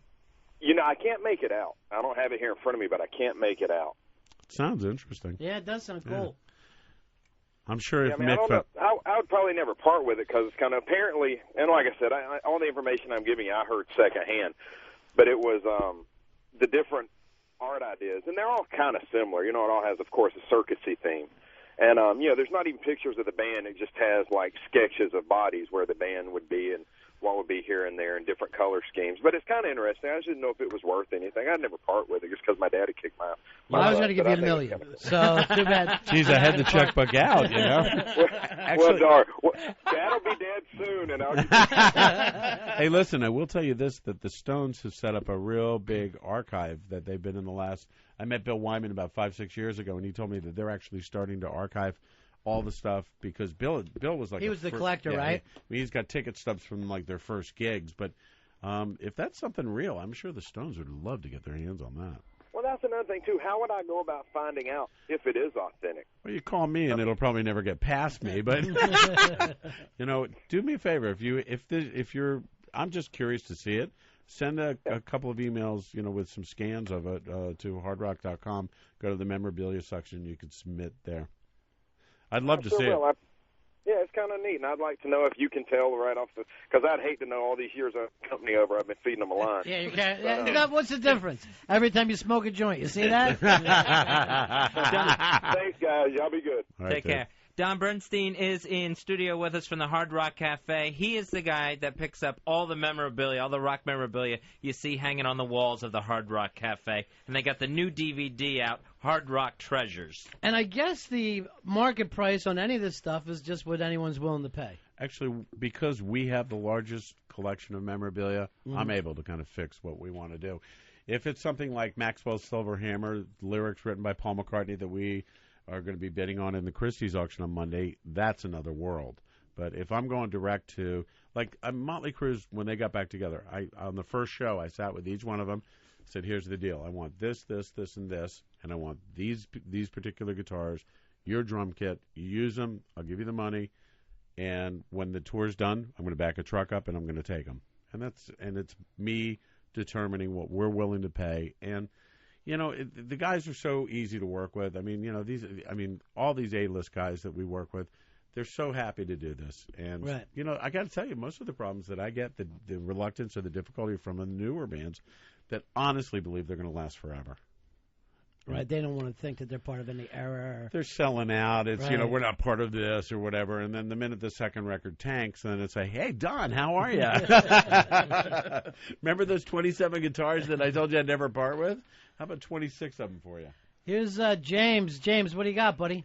I got something. I was at a Genitortures concert down in Asbury Park, and the little lollipop that the main chick pulls out of one of the badges of her slaves, I have that in a little Ziploc bag, and I've been keeping it for years. Well, you might want to hold on to that because I'm pretty good buddies with her. I had one of Jen's cast-off slaves for about 2 weeks in Florida.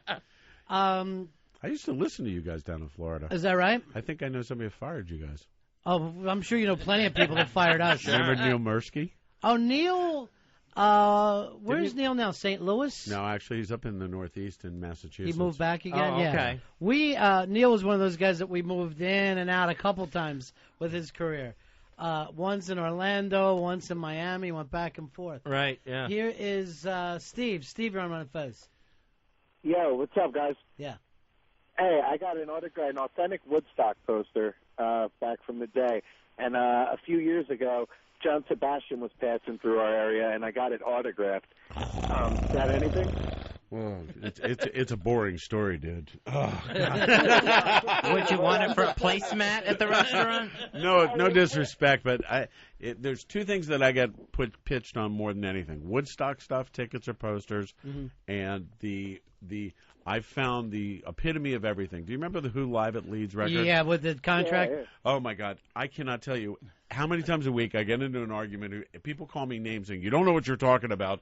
You know, I found it this, and I was like, there's 150,000 of these things. You know, and I told Townsend this over the summer, and he said to me, he says, yeah, they were pretty good copies, but he says the thing you don't know is the track offices when we kind of like abandoned the whole thing. He says the doors were left open and people used to go in and steal stuff out of our place. And he says one day somebody's going to really have it. I was like, oh, shoot. But I've been offered those things before to buy from people that are down their luck and they're going, listen, I got something, I don't know what it's worth. I'm like, yeah, I used to have the album. So let's stop acting like it's a big deal. John Sebastian, not exactly moving things for you. You know what? It's something that no, I can't even put it politely. No, I'm not interested. I'd like to have a John Sebastian signed "Welcome Back, Kotter" poster. Mr. Kotter. It will be a little better. Here's Mark. Mark, you're on Ron and Fez. How you doing, pal? Hey, buddies, what's up? Yeah. I won an Ozzy autographed guitar off a Rockline about probably 8 years ago. And Rockline. Remember Yeah, Rockline? Rockline. I was like the seventh caller, man. I won it. I did Rockline last week. Oh, it's still around? It is I still didn't know. Yeah, there's two versions of it, a classic rock and a rock version. I did both of them. Hey, listen, I'll tell you the distinction about autographed items and what the hard rock gets. Autographed items are great. It's part of what the record business has ruined. In addition to cannibalizing themselves, they've made artists so accessible to give away, you know, concert tickets, to meet them backstage, you know, autographed guitars or whatever. I mean, now it's like if you don't give away a Learjet trip, You know, Ozzy comes and serves you a meal, then sits you on stage and sings to you and gives you $10,000 in cash. You feel like, you know, you were let down. And part of the deal now is that there's so much autograph stuff out there. We don't touch it. If it's signed by the guy when I do the deal, and it's a guitar that's been played and used and documented, that's what we look for. Autograph stuff is great for your wall at home, dude. You tell stories when you're having a couple of beers. And you're looking for an historical suit. I mean, you want the, you know, Live Aid suit. You don't just want. Well, you know what? I'll take something if you know, like if James Hetfield comes to me finally and says, you know what, out of the 3 billion guitars I have, I did this particular guitar lead solo, you know, this lead in whatever song it was on whatever album. I'm willing to part with that. I'll take it because it's a start. It's how I worked with Joe Perry. I mean, Joe Perry initially wasn't really interested. The 4 other guys were, and then Joe and I kind of came to an agreement, and now Joe's very keen on making sure the right guitars get in there. Don Bernstein is in studio with us from the Hard Rock Cafe. He's in charge of acquisitions and memorabilia. Hard Rock Johnny's here, too. The new DVD is called Hard Rock Treasures. That's available on Amazon.com. What was the biggest rush you ever got in your career? When you're out on the road meeting people, what's the one that you just went, fuck? Jimmy Page. Jimmy Page. Jimmy fucking Page. I mean, on the DVD, it was the only time. Everything is off the cuff. Yeah. I was so nervous meeting this guy. And within 5 minutes, it was great. And actually, since the DVD, he and I, not to be a name-dropping asshole, but him and I actually get together pretty much 4 or 5 times a year in London to have dinner. And he has become a really good guy. He showed up at our 35th anniversary party in London, and he's just terrific. He's cool. I mean, we don't talk about business. We talk about chicks and going out and having fun in the old days, you know? What does he live in, some old kind of castle thing there or something? Those English guys love to live in castles. Yeah, I don't think he lives in a castle, but he still has Aleister Crowley's old house. Is that right? I've actually been there. And he has a few other homes within, you know, the parts of London and down south. How weird was that, being in Aleister Crowley's old house? That had to give you the creeps. You know what? To be perfectly honest with you, I didn't realize it was the house until I started walking around a little bit and I went, oh, shit, that's where I am. Right. It was weird, but you know what? It's still... Look, I mean, I find this whole idea of what I do and the attention I'm getting off the DVD... Look, I know it's hard rock, but I find the whole thing ridiculous that somebody... My wife used to say that I had the most boring stories in the world. And she says, and now you get this job at the Hard Rock, and now they're marketable skills. Here's Jerry. Hey, guys. 1972, the Dead did the Europe 72 tour, and Robert Hunter and Jerry Garcia wrote 3 classics. They became Ripple, Broke Down Palace, and Black Peter. And they were written on a table, like a napkin, like a placemat in France. And in 1975, while in San Francisco, I acquired the original writings where the songs were put down in like a 2-hour period. Those 2 guys put those 3 songs down. Where'd you get them from? I got them at an auction in 1975 in San Francisco. What auction was? What auction? It was like it was a charity benefit. And I forget where the money was going at the time, but it was a local thing put together for a charity for a children's organization. I don't remember exactly. And they had all these nifty little items and all the old Bill Graham, a lot of Bill Graham posters were there and whatnot. And this was the 3 sketched out songs on this placemat that, What'd you pay for them? I'm curious. In 75, I paid $225. I would hold on to them, dude. If you want to get rid of them, I'll definitely, somebody will give you my phone number offline. That sounds really interesting, but I cherish it, and it's really cool because they're classic songs. And now I know, like some of the John Lennon stuff has gone for close to $1 million. I wouldn't imagine that the Dead stuff would go that close, but that's the actual working song. That's an amazing thing for a collector. I'd call Paul Allen. See what he'd be willing to throw at you. Well, you got to understand. I'm going to come across that desk. I don't have Apple computers backing me. I will tell you, right now I'm in the middle of doing a deal for the same kind, not on the level of because they're not around anymore, but I was at Steven Tyler's house recently, and Steven has a box, Dream On, Same Old Song and Dance, Sweet Emotion, from the night he wrote it. And it's all the scribbles and, major. I think it's really cool, man. Yeah, that's the moment Man, that's if there's a money shot in rock and roll memorabilia, that's it. You called me. He called me right after he left Tyler's house. He's like, dude, I was shaking. I had so what do you suggest? If you're interested, I'm sure somebody here can give you my phone number, and you can contact me back in Orlando if you're interested in doing it. But make no mistake, there's no $1 million check coming your way. No, I didn't think so. But to hold on to it would be silly if it's really significant money there. Who knows? It's worth. Listen, I'll scan it and do your thing and see what happens. All right, hold on. I'm gonna have. I'll get Earl to take your number. All right. All right. Don Bernstein is in studio with us, talking about the Hard Rock memorabilia. Don goes around collecting all the acquisitions that you see in the Hard Rock cafes, and the new Hard Rock Treasures DVD is available now. We got to take a break, but thanks for coming by today, guys. It was a lot of fun, This was great. Thanks. Come see us again. Thanks, boys. We'll be right back. Ron and Fez Show. Ron Bennington, Fez Watley, The Ron and Fez Show. XM 202.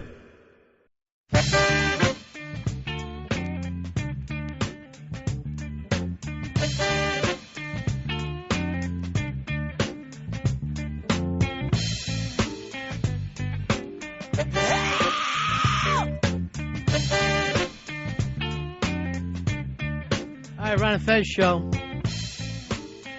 Earl, you got any more rock people lined up for us? We're all rocked out. You sure? Positive. Nobody who, I don't know, had amplifier cases for Grand Funk? No, not at all. You sure? Positive. Okay. Ronnie, I have my Friday Fezzatorial ready. We still doing it? Yes, we still do the Friday Fezzatorial. All right. Well. Razzle Dazzle. It's Board Gossip with Eastside Dave. Looks like it's time for another Fezzatorial. And now... Stop it what? right now. What are you talking? That's the Board Gossip intro. And there's a guy named Bobo and something. And I wow, do the it's Fezzatorial. so easy to do, isn't it? No, it's not easy to do. But it just seems like even Dave could do it. Dave could never do this. And yet he does. He could somehow come up with some board rumors that I think he's making up. Yeah, that might be the end of Board Gossip. It just really limped in today. It literally was moving like a Fezzatorial today. It was so slow. All right, the Fezzatorial moves at lightning speed, and it's quick and it's witty. Same thing, though. Same jokes. And it's to the point. Week after week. Not always the same jokes. Same pattern, same... Well, there's a format to everything, sure. Bobo, my mother... Petersburg, Florida. You're not leaving anything for the listeners now. They all know it.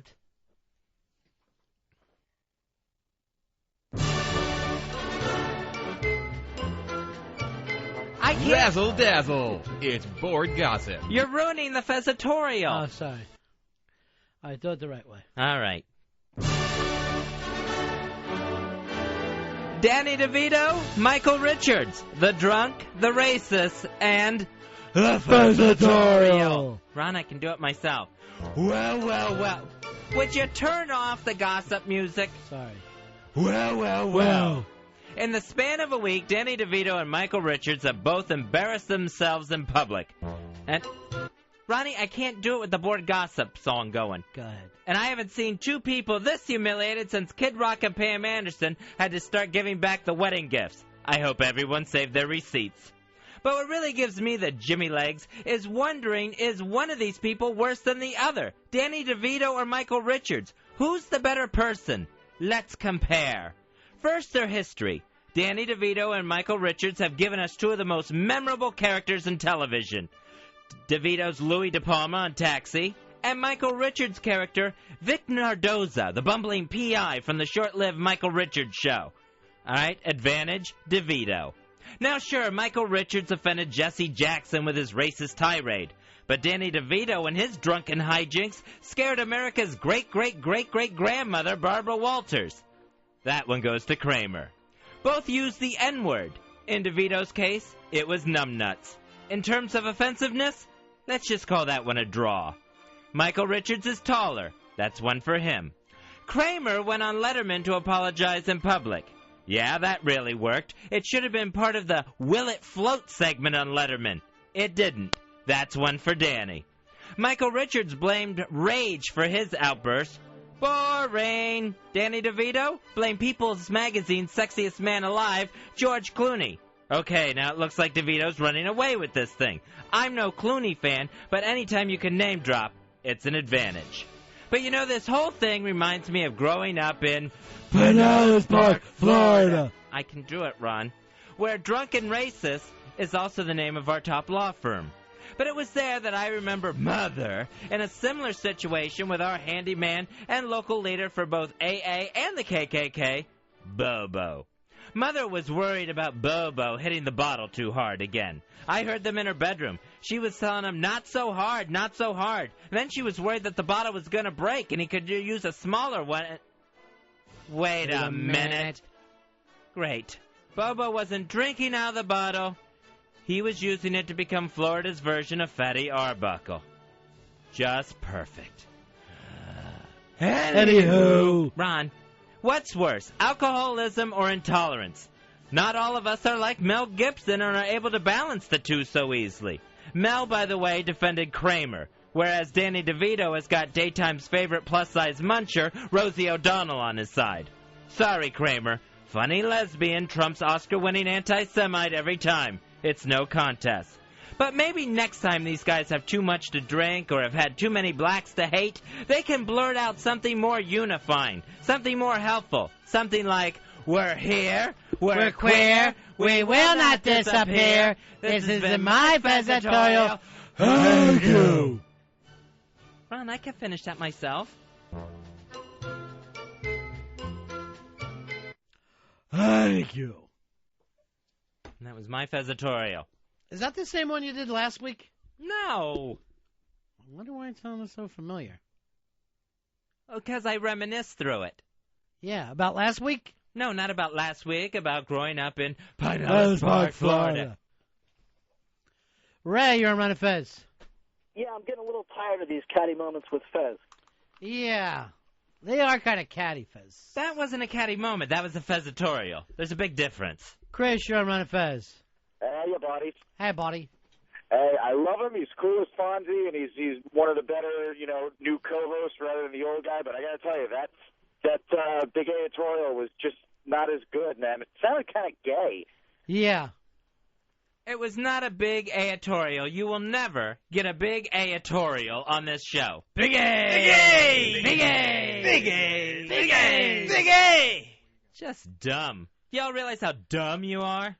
Big A? Big A? Gay? Big A. Hey, what's going on, buddy? Jason, you're on Ron and Fez. Hey, what's going on, guys? I just want to say, Fez, that was a great LeBron James mother impression. You sounded just like James Brown's mother. That makes LeBron James's mother.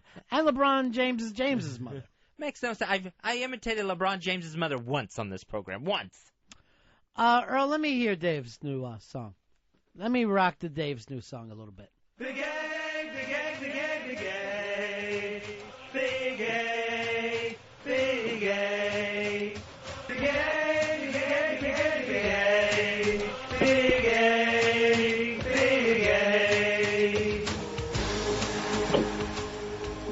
I love that song.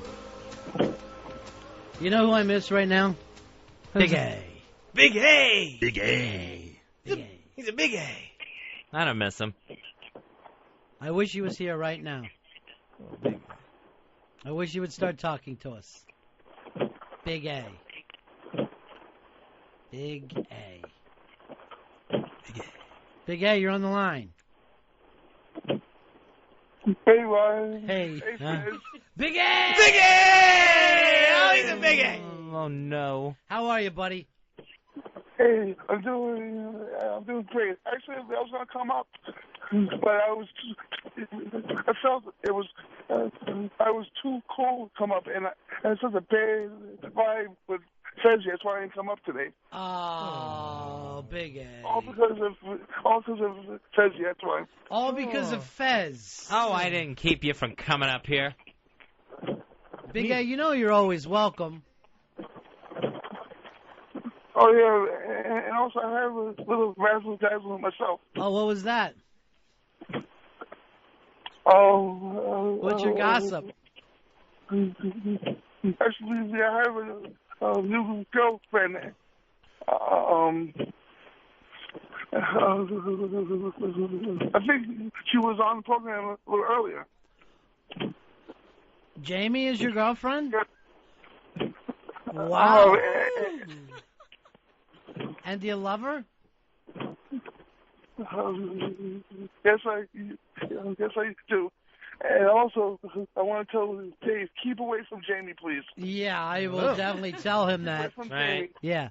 All right, let's try to bring Jamie back in here and do a little love connection between the two lovebirds who are in love. Hey, Jamie. Hey. Yeah. Guess who it is? Big A. Big A. Big A. She's here, Big A. Did you have something you want to say to her? Big A? Yeah, I'm here. I'll let the sweet talking begin. Actually, I wanted to tell everybody how much I love Jamie. That's so sweet. That is so good that you're able to say that, too. Because I've always been nervous about saying that kind of thing in public. You're the coolest, Big A. The coolest. And also, this isn't like, Dawn and Fez. This is real. This is real, not like Fez's lies. Oh, be quiet, Big A. Way to put him in his place, Big A. Big A. Once again, you come out on top. Hey, Big A, I had some mail for you. Do you mind doing Big A's advice column? Yeah, definitely. I apologize. I haven't answered it by mail, but I'll definitely do it tonight. I know, but there's been so much of it. Here's a question for you. Dear Big A, you are the coolest. The coolest, Daddy-O. Big A, could you help me? Should I sweat the small stuff? And by the way, isn't it all the small stuff? Oh, interesting. That's interesting. Big A, should he worry about the little things in life? No, should never sweat the small stuff in life. Big A! That's the advice? Big A! It's the exact opposite of what Fez would have said. Where you always say, worry about everything. I can't believe this is the advice we're getting. Yeah. Don't sweat the small stuff. I love it. Don't. And P.S., Fez, it's all small stuff. Big A. Big A. Big A. Big A. Not even saying Big A now.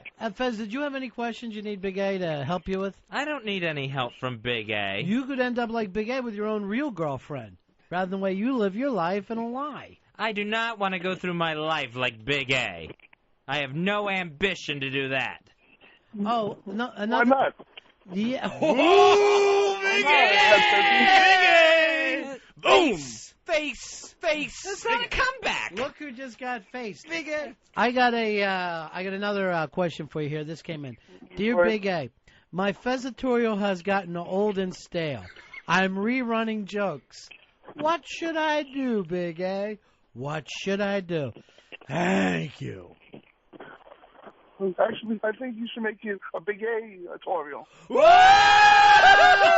The Big A! The Big A! Big A! That's not a real letter, and that's not a real answer. Stop it, all of you. You're insane. Big A. You're all insane. He is so cool.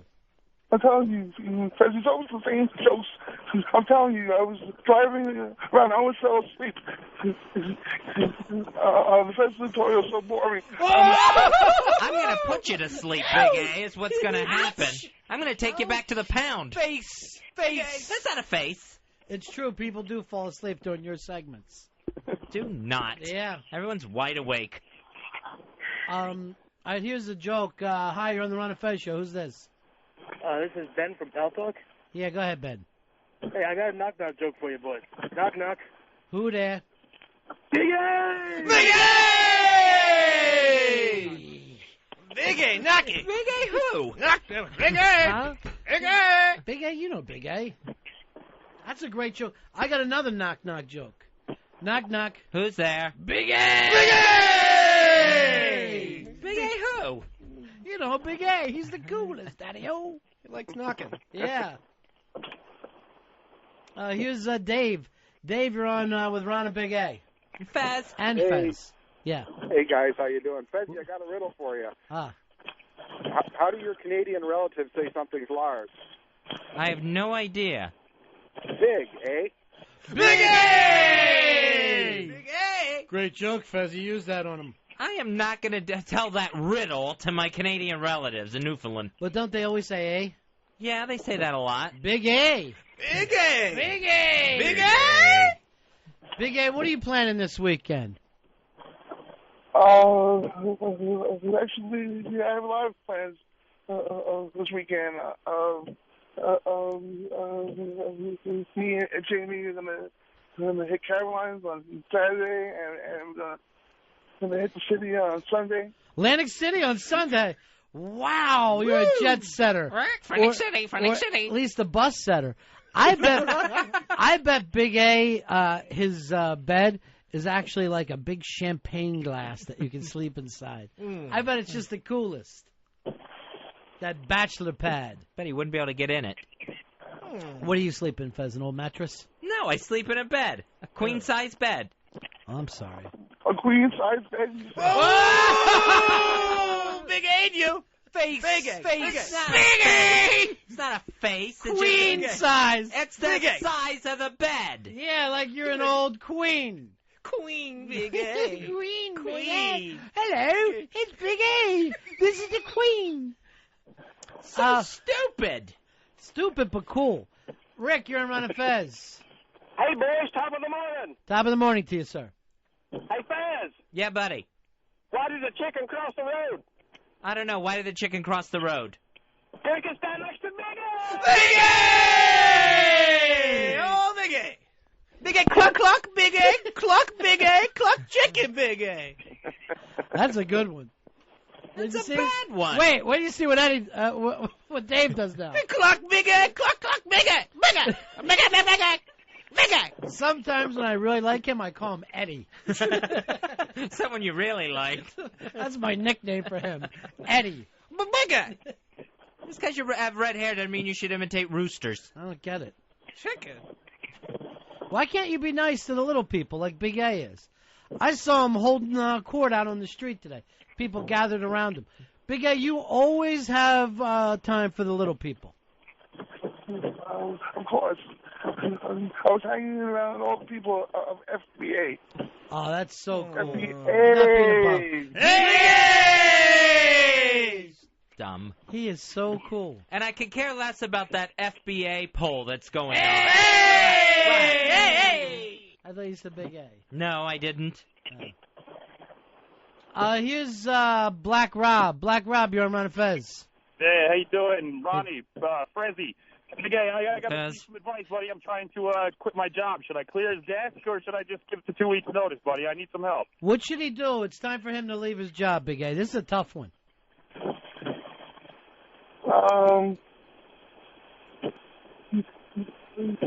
He should keep his job. He shouldn't quit it before the holidays. He should keep his job. Big A!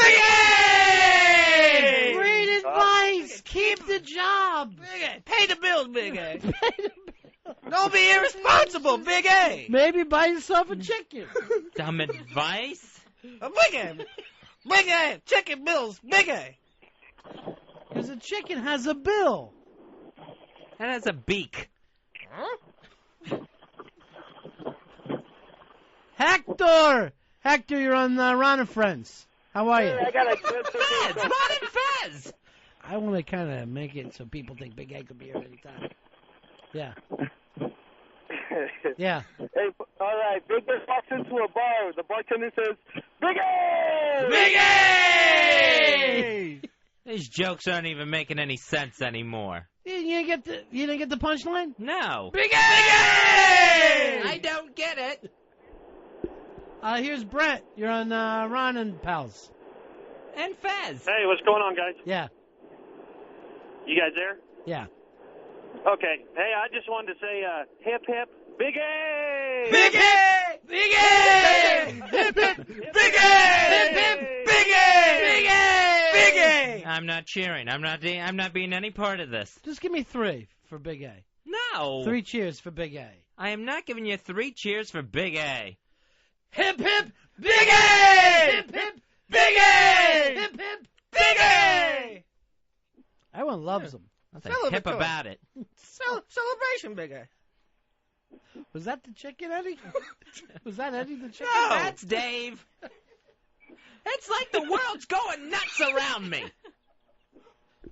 What don't you like?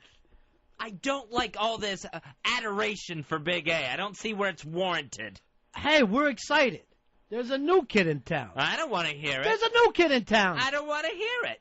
Brian, you're on Ron and Fez. Hey, first, Dave, I want to thank you for bringing back Spyglass from Saturday Night Live. I mean, board gossip. Hey, I need your help, Fez. Big A. Yeah, Big A. If I had to describe the Eiffel Tower only using letters, how would you describe it? What does it look like to you? The Eiffel Tower. You can only use a letter. Using only letters? Yes. Looks like a Big A. Big A! What? He fell for it, Big A. Big A fell for it. Big A, everybody's loving on you.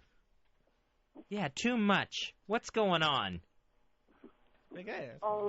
Hey, Ronnie, is there any chance you can change the name of the show to Ron and Big A Show? Big A! No. I would be willing to change the name of the show to Big A and Ron.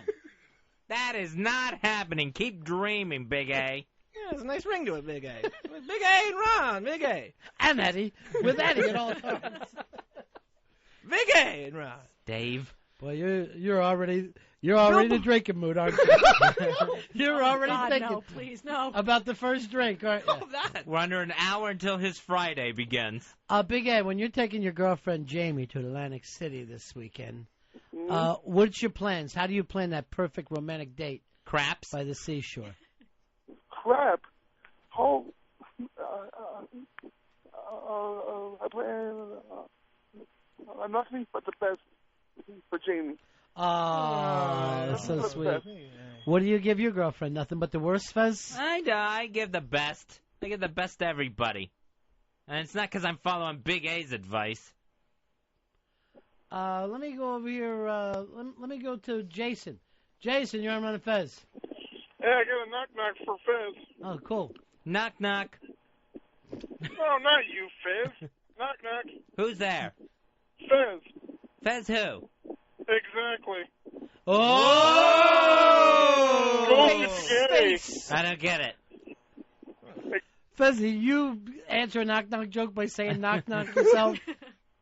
Maybe that's not the right format. Knock-knock, he's saying. He didn't have anything afterwards. Rob B., you're on Ron and Fez. Fez, do you know that Big A's up for the lead part in the sequel, V for Vendetta? It's called V for Vendetta. Hey! Here's Tony. Yeah. Tony, you're on Ron and Fez. Ronnie! Yes, Tony. Hey, Big A, you would have told me you're on the show to blow up the king crab legs for you and Ronnie to eat. Wow. Whoa. Could you imagine me and my partner eating king crab? King crab legs. Living like kings ourselves. You don't need him. You don't need Big A. It's better than sitting around in the old days. I used to be with Fezzy, splitting a fucking power bar like a couple of ham and eggers.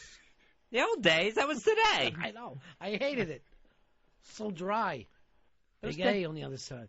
It's king crab legs. It's Atlantic City. It's everything I've ever dreamed of. You can dream bigger.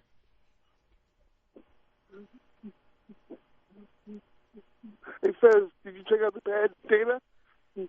There's Big A and Ron. Oh! Face! Fix that pad data. Get it back to Ron and Fez. He gets you every time. He doesn't get me. He owns you. Hardly. Well, Big A owned. What's that, Eddie? Big A owned. Hey, Justin, you're on Ron and Fez. Hey, worn out bit card holder 56B. All right, brother, what's happening? Hooah! I got a pretty good aristocrat joke for you. Oh, good. I'd love to hear it. The family goes into the producer's office, and They start into their skit, and to make a long story short, insert whatever Fez does on the weekend. And he goes, "That's a wonderful bit. What do you call it?" Big A! Big A! Big lame attempt. Why are you so grouchy?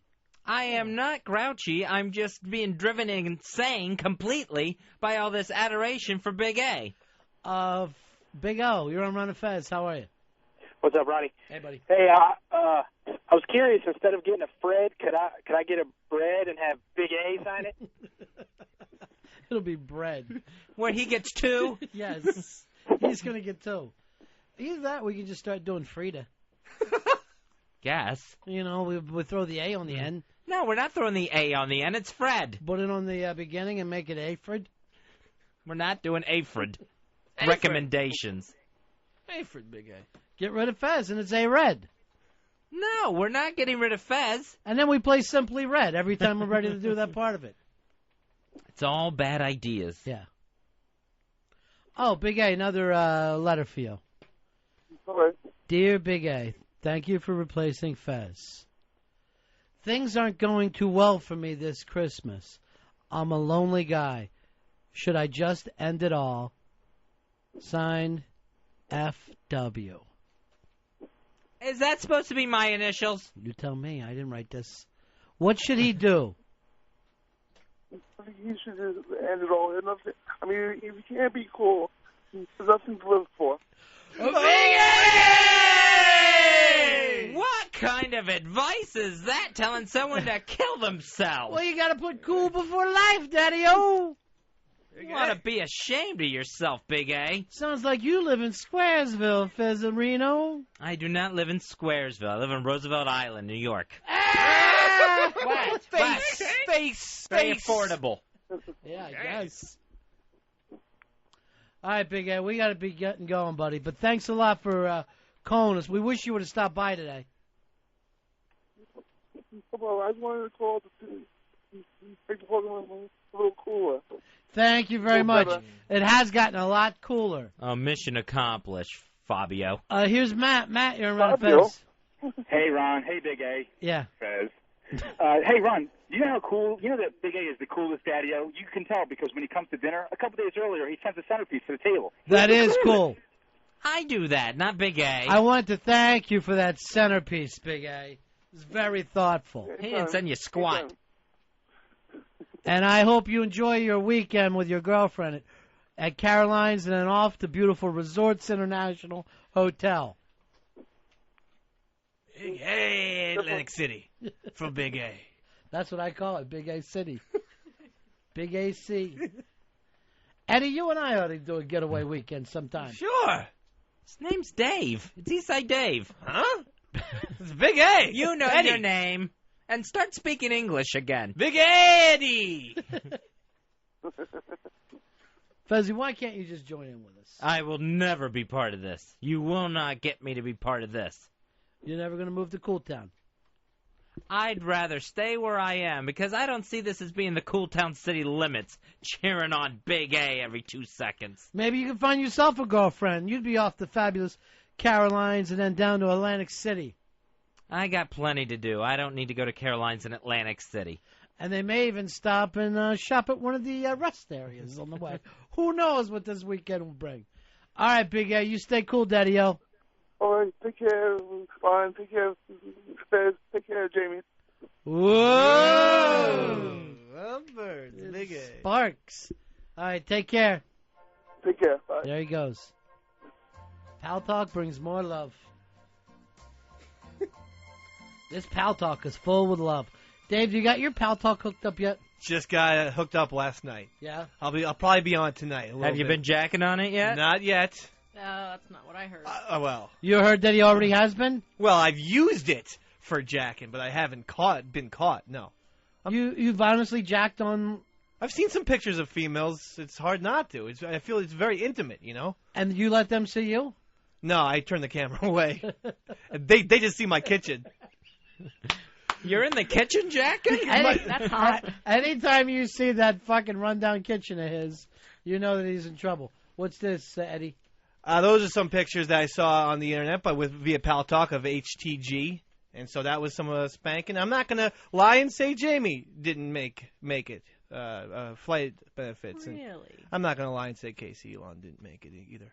So these are the gals of Pal Talk? Yeah. This is the Jack calendar you're putting together? What did you do to these pictures? It's great for spanking. Careful, that's been in his kitchen. Oh. You got Paris and Baby Girl, Happy Typing Girl. Imagine how filthy it would be if you turned it on and you just saw his kitchen, knowing that as you're looking at old bacon grease, he's on the other side of the camera.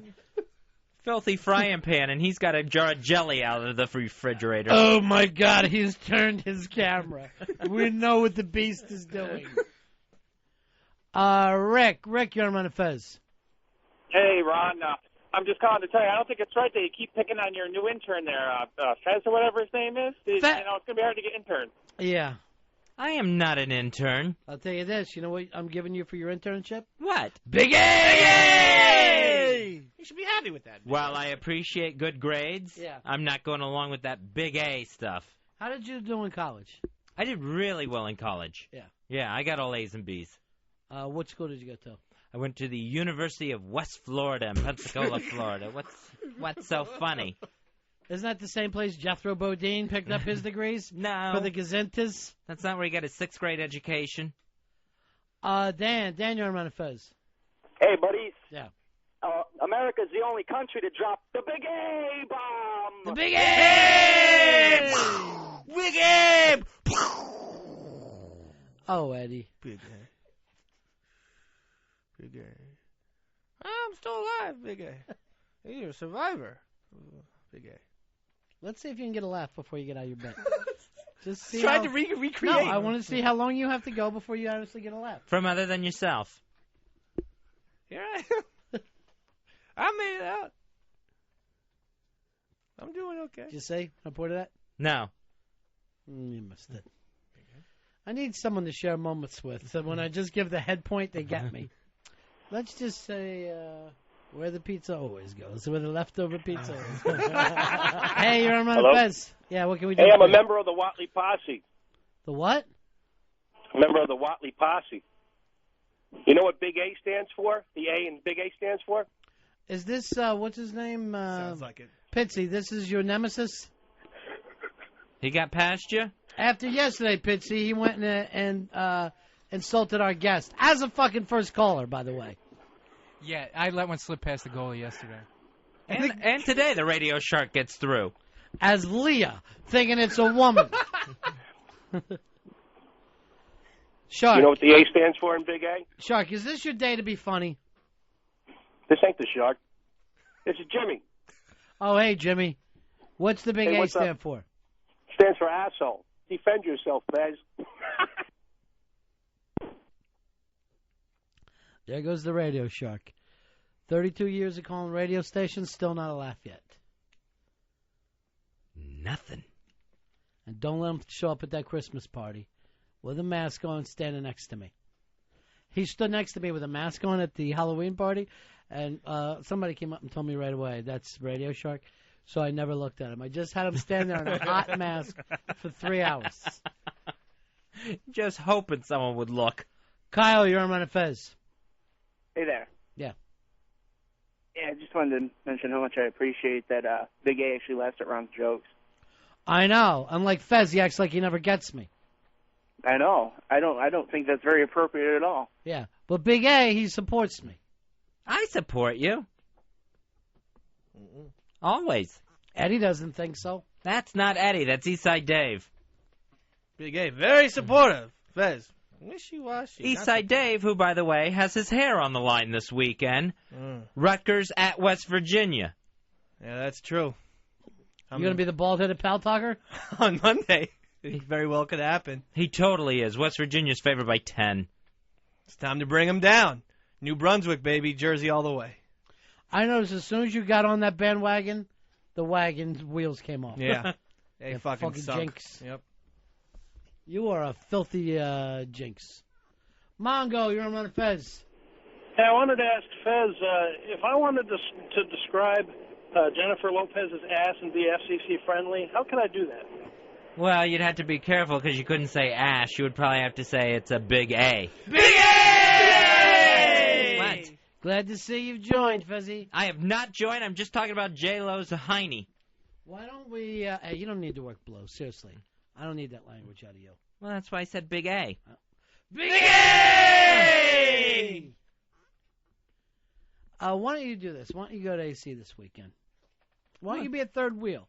You can climb in the back of the Lamborghini Countach with Big A and Jamie, and off you go. What am I going to do in Atlantic City with Big A and Jamie? Everything. It's going to be a mad weekend. We could finish the poll. Get true scores. I'll go on a date with you. I'll go on a date with Big A. And all right, let's do that. Let's see who is the better date. You take her out for a date. Right. One of your dull, Lower East Side, psst, hey, pal, can I go down on your dates? And then let Big A give her the classy date of Caroline's and Atlantic City. I am not going to compete with Big A. This is ridiculous. Why not? I shouldn't You're have afraid to. You're going to lose? I wouldn't lose. I know I wouldn't lose. Why don't you do this? You go out with Jamie on a plane. I'll send you both up on a crop duster, and then you each wing walk. Does it have to be a crop duster? Yeah. I wouldn't mind having Jamie on a plane with me. Really? Yeah. That I would actually feel much better about. But it can't be a crop duster. Well, where do you want to go up? You got to go up in a two-seater. I wouldn't go up in a two-seater. Don't worry. Fez is going to be on the wing, even taking off. There's only two of us. There's no room for a pilot in a two-seater. I think it's automatic. I have a little kid with a wire holding on to it, swinging around Central Park. You can't trust those kids. Here's one buff girl. One buff girl, you're on Ron and Fez. Hey, boys. Hey. I just want to say that you guys are lucky to have Jamie there because she's one of the hottest chicks on Pal Talk, and I wanted to wish her a special one-year anniversary. Wow. 1 year anniversary on Pal Talk? Yes. Wow, I didn't know we had such anniversaries. Well, Pal Talk's a tight-knit group. You know, I had no idea. We've got an anniversary coming up. You got a big party planned? Actually, I'm putting together a DVD, and we're going to do a release party with all the pictures from the last year of all the events we've been to. Oh, that sounds like a lot of fun. Very nice. You going to top it off by getting raped by Frenchie? God, yeah, probably. Yeah. A year from now, everyone will gather in Dave's kitchen. I don't get it. Big A will be there. You do, too. Big A! Big A! Well, the stars are coming out tonight, ladies and gentlemen, for the DVD release party of Pal Talk. Hey, isn't that Big A? Getting out of... It looks like he's straight from Atlantic City. Well, here comes Fez riding along on an old four-wheel bicycle. Too bad, Fezzy. Why would I be on a four-wheel bicycle? Something with training wheels. Cheap, Big A. Cheap. That's why, Big A. Uh-oh, is that the chicken? No, is that Eddie the chicken? It's the chicken from Hiroshima. That's another joke I didn't get, Fez. Well, his two impressions today have been the chicken and Hiroshima after they were bombed. I did get it. I was just pointing out. I know no one else did. I know no one else got that bit. Because, first of all, no one even remembers the Eddie fucking remark. That's already shit canned. All right, so where's this big party going to be? We haven't decided yet. Yeah. I would love to finally get invited to a party. I haven't been invited to one party this year. You haven't? Mm-mm. Yes, you have. I know Dave goes to all of them. Dave just shows up. We don't invite him. Oh, yeah. Never invited. Well, I don't think he's invited. I think he just shows up. He hears about it and shows up. Yeah. Boy, there's a lot of girls on this Pal Talk, though, huh? Mm-hmm. Pal Talk is great. Yeah? And they're almost all attractive. Why? Almost all. Why would you say almost no, all? Come on. Let's be. I mean, no, but I mean the ratio is far better than like regular Earth. Like I'm saying, like regular Earth is probably as opposed 40, to Pal Talk Earth. Whatever, 50-50 or 40% of the chicks are good looking. On Pal Talk, it seems like it's maybe 90%. That's a phenomenal ratio when you think about it. And how about the guys? You know, I don't have a comment about that, Mr. B. But maybe, 60%. There's a couple good-looking guys. Like, you have No Code and you have Octane. They're all good-looking guys. And Mike Nice. Oh, all right. I guess. I don't know what it means. Sounds like we started a... Uh-oh!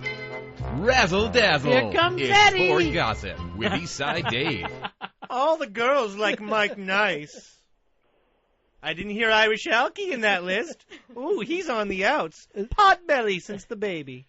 This This is a brand new voice you've brought us? Because it's not the one you did earlier. I can't.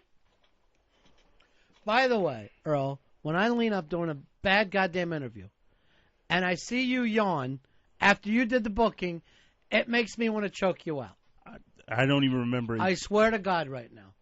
You are yawning. I honestly don't remember doing it, but if I did, I'm sorry. It was just a dumb thing to do. No, it was the correct thing to do. I actually laid down myself. All right, one buff girl. I'll see you at the big 1-year anniversary party. All right, sounds good. All right, bye. Why don't we do this? If I can't make it, I'll just put a Pal Talk camera on your head, Dave, and you can carry around a TV, and it'll be like I'm there. All right, that would be awesome. I'll use my Pal Talk camera to Are you going to represent let your girlfriend go on Pal Talk? I've tried to get her on last night, but she wouldn't go on. Where does she go? Because there's not a lot of room in that locked kitchen. She locked herself in the bedroom. Yeah, basically the whole reason why it's in my kitchen is because my kitchen goes into my living room, and that's my whole apartment. And then I have a bedroom. You live in an apartment? Apartment. Here, oh God, I think it's just. Rob, you're on Ron and Fez. Hey, what's going on, guys? Yeah.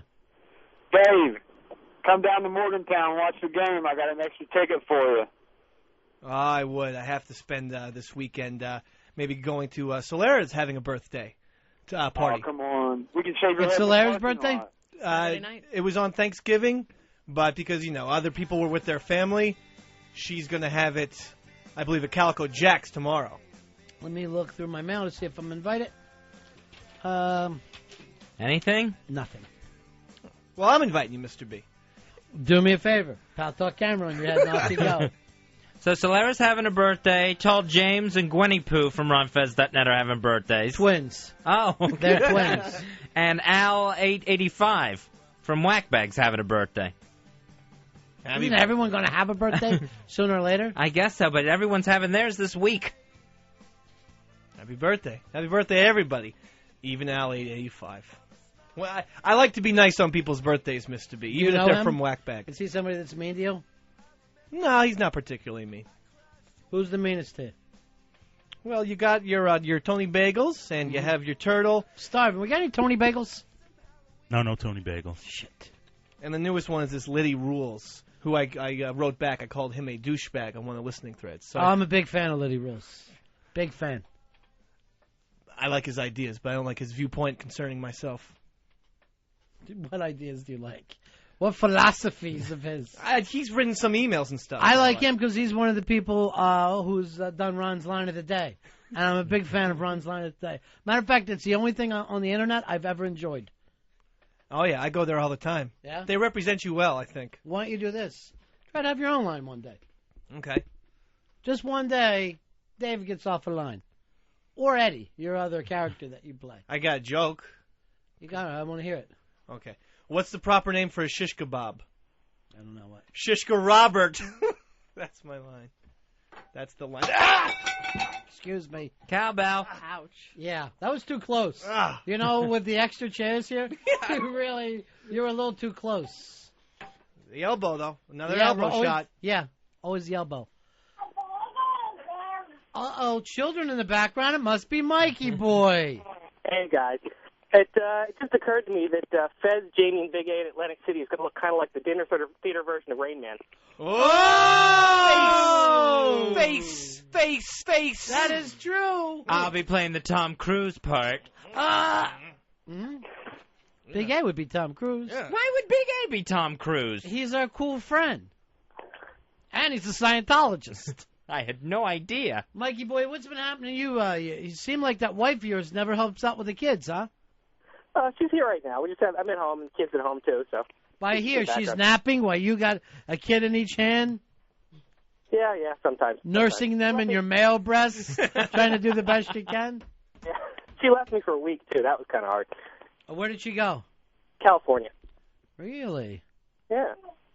Who did she go with? Her dance company. She's just out there performing, so I got stuck with kids for a week.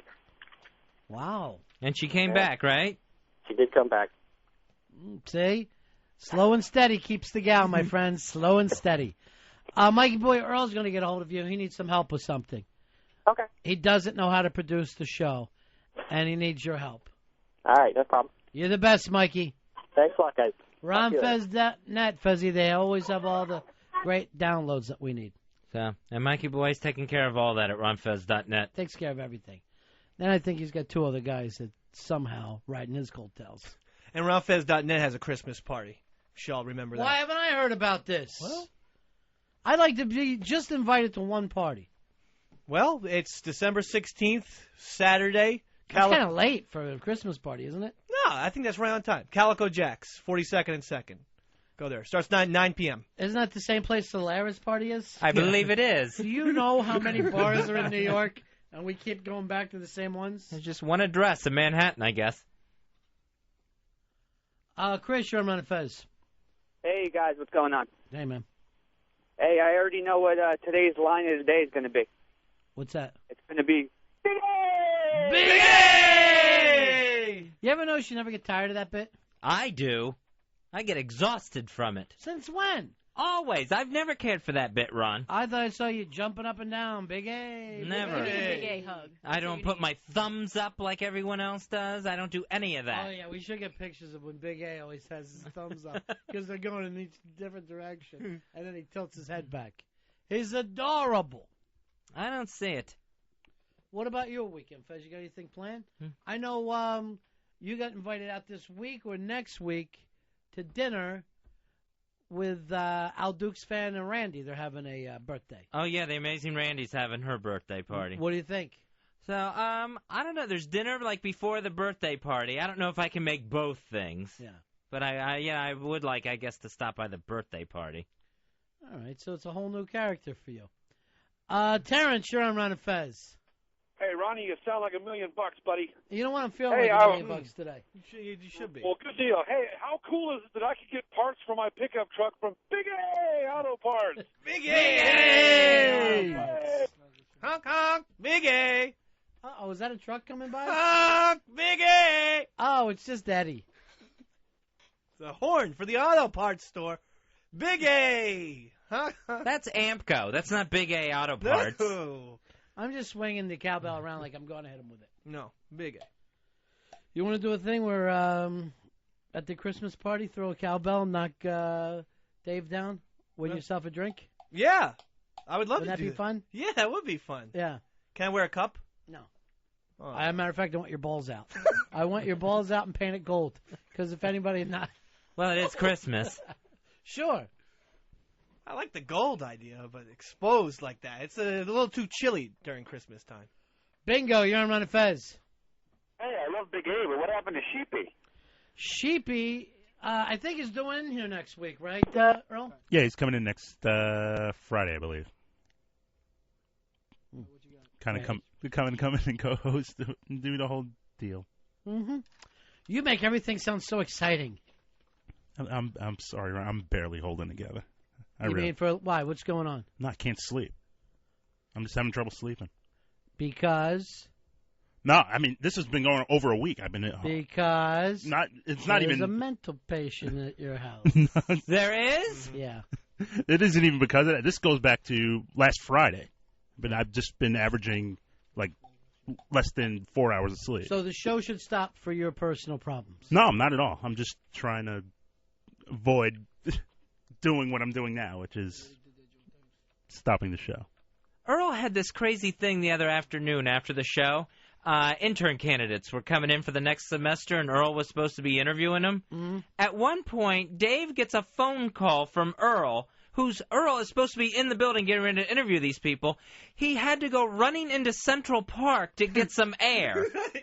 He went absolutely nuts and went running into the park while someone is waiting here to interview with him. What happened, Fainty? No, I'm just part of this has been like the really bad headaches. I've been having these incredibly bad headaches. Is it because you don't have the Mr. Perfect gimmick going? No, not and at you're all. Back to earth. You've leveled back down to being Earl again. It's funny. I can't explain it because I've never felt if just I was better interning ever. here and I had to interview with you, I would slide down a rope on the outside of this building to get away. And not only would I not want to work in radio, I wouldn't even want to listen to radio, thinking that maybe one day I would become Earl. I just can't explain it because I've Why didn't you have the intern candidate run through Central Park and try to find Earl? And if you can, you get the gig. There's air everywhere. Why did you have to run into Central Park? Well, I was in the building all day. I just needed some air. That's all. The interview goes pretty well for the interns because it's 20 minutes of Earl talking about like Scott Muni and how he started And as that's a big crock of started crap. as an intern and look at where Earl is now. Oh, That is absolutely what he does, Mr. B. No, what I tell the interns is, this is what I tell them. Radio. What is it? No, I've told every intern, like, hey, I tell them what was told me. You get out of it what you put into it, and as far as effort and as far as. Oh, why don't you give Big A advice, cliche? First of all, you've been in this business so long, you showed up in a horse and buggy. It's time to update the pitch. Hey, Ron, how long do you think it is before I get control of the public file if I'm moving up by Earl? Oh! Whoa. Face! Will not hear any back talk from the subordinates. Now, so you've sat in on these, Dave? Yeah, I know. I go to everyone, and I try and ask real questions. What are your hours? And, do you like the Ron Fez show, this or that? Do you like getting water for people? Do you like being told to go get an egg sandwich at 2 o'clock? Yeah, but I try to keep it, on them, and then ask them a question, let them respond. Not do a 15-minute essay of... No, there's things that we these have are to... what I learned at WNEW. That is not true, Dave. I mean, you should sit in when we have interviews on Fridays. Dave's lips are getting so dry and so sweat. He cannot get out of the building fast enough. You know what it's like to suffer from the DT, girl. It's not that. It's because... Yeah, come on. Okay, let's go. Let's keep this moving. No, Tim, it's because... Does anybody else see an elephant in here? God, sweet liquor, stop the pain. I need that sweet brown juice. No, it's only because on Friday I've You heard can't get out of here fast because enough. I've heard a week of Black girls mumbo jumbo during the interview that I can't take it anymore. People are so scared of black. Why mumbo jumbo? I can't take it anymore. What's the problem, I can't Kramer? take another Scotzo story. When you want a scotch story instead. Yes, anything. He is just so... his leg is shaking. He is so Why jittery. do you got to stay there and talk to interns, Dave? Go out and drink. Because I'm the one who deals with the most, and this semester I thought... What has to be talked about? Well, no, I want to choose the right person. I want myself to be involved during the choice process. Why does it matter? Look at that goof Frankenberry we had all semester. Did any of you take an interest in that retard? No, that's why Yesterday, that fucker winked at me. Why? I don't know. I'm walking by. He's sitting at a computer. He just gives me a wink. I go, what are you doing, kid? We don't fucking play those games here. I think he's sweet on you. Maybe he is. Keep it to yourself, like Bronx Johnny does. Am I right, Johnny, when I bring this up? Yeah. He's a winker, this guy. What the hell is he winking about? He's always scratching. You ever notice Yeah. that? Yeah. And is that from the in-depth interviews? That the best and the brightest was selected? I don't know. He somehow scraped through, but He's doing fine. You can't do bad or good at that job. no, you can be better than others. If you really wanted to help these kids, you would tell them to go back and major in anything else. But Frankenberry did midway through this semester. He changed from communication into accounting. He switched majors because of this radio show. did you just say accounting? Is that one of your Irish friends you grew up with? You know the accounting family, don't you? Accounting. He switched. He's going to work on numbers rather than airtime. He's counting the winks that get returned to him around here. What, do you think that was a good line? That was a good line. How? He's working on numbers rather than airtime. I thought that was going to get big pop, and everyone was going to. Well, because it's funny. What part is funny? The airtime part, I would say, it was good, but no pop apparently, judging from the silence here. I mean, I'm looking at everybody. Nobody gets this.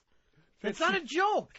There's no turn of a phrase. All right, I tried. It was just literal statement. Is all it was. Airtime. Yeah, that Frankenberry, he wears shoes on his feet. Nothing, huh? Nobody? Nothing? Okay. You got to be a fucking peanut brain to think that you were going to get a pop with that. I thought at least flight benefits, but I guess not, huh? Yeah. What part was funny? The airtime part. He's working on numbers rather than airtime. Oh, you mean it's funny in a 1927 type of way there? Ah. Huh? Paperboy? Hey, did you hear the news, everybody? He's working on numbers, not airtime anymore. See? Well.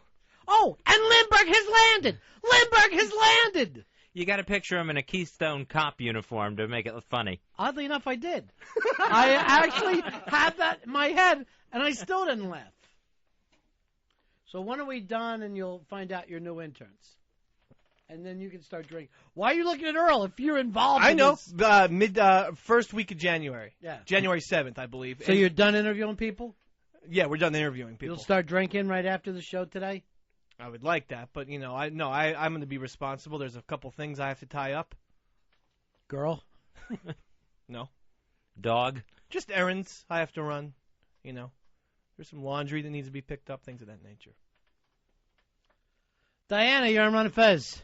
Hey, tell Dave that he shouldn't talk shit if he doesn't know what he's talking about. Whenever Frankenberry or whatever his name is worked for Opie and Anthony, he agreed to come and work for you guys, and he said that he had switched his major way before you guys' show.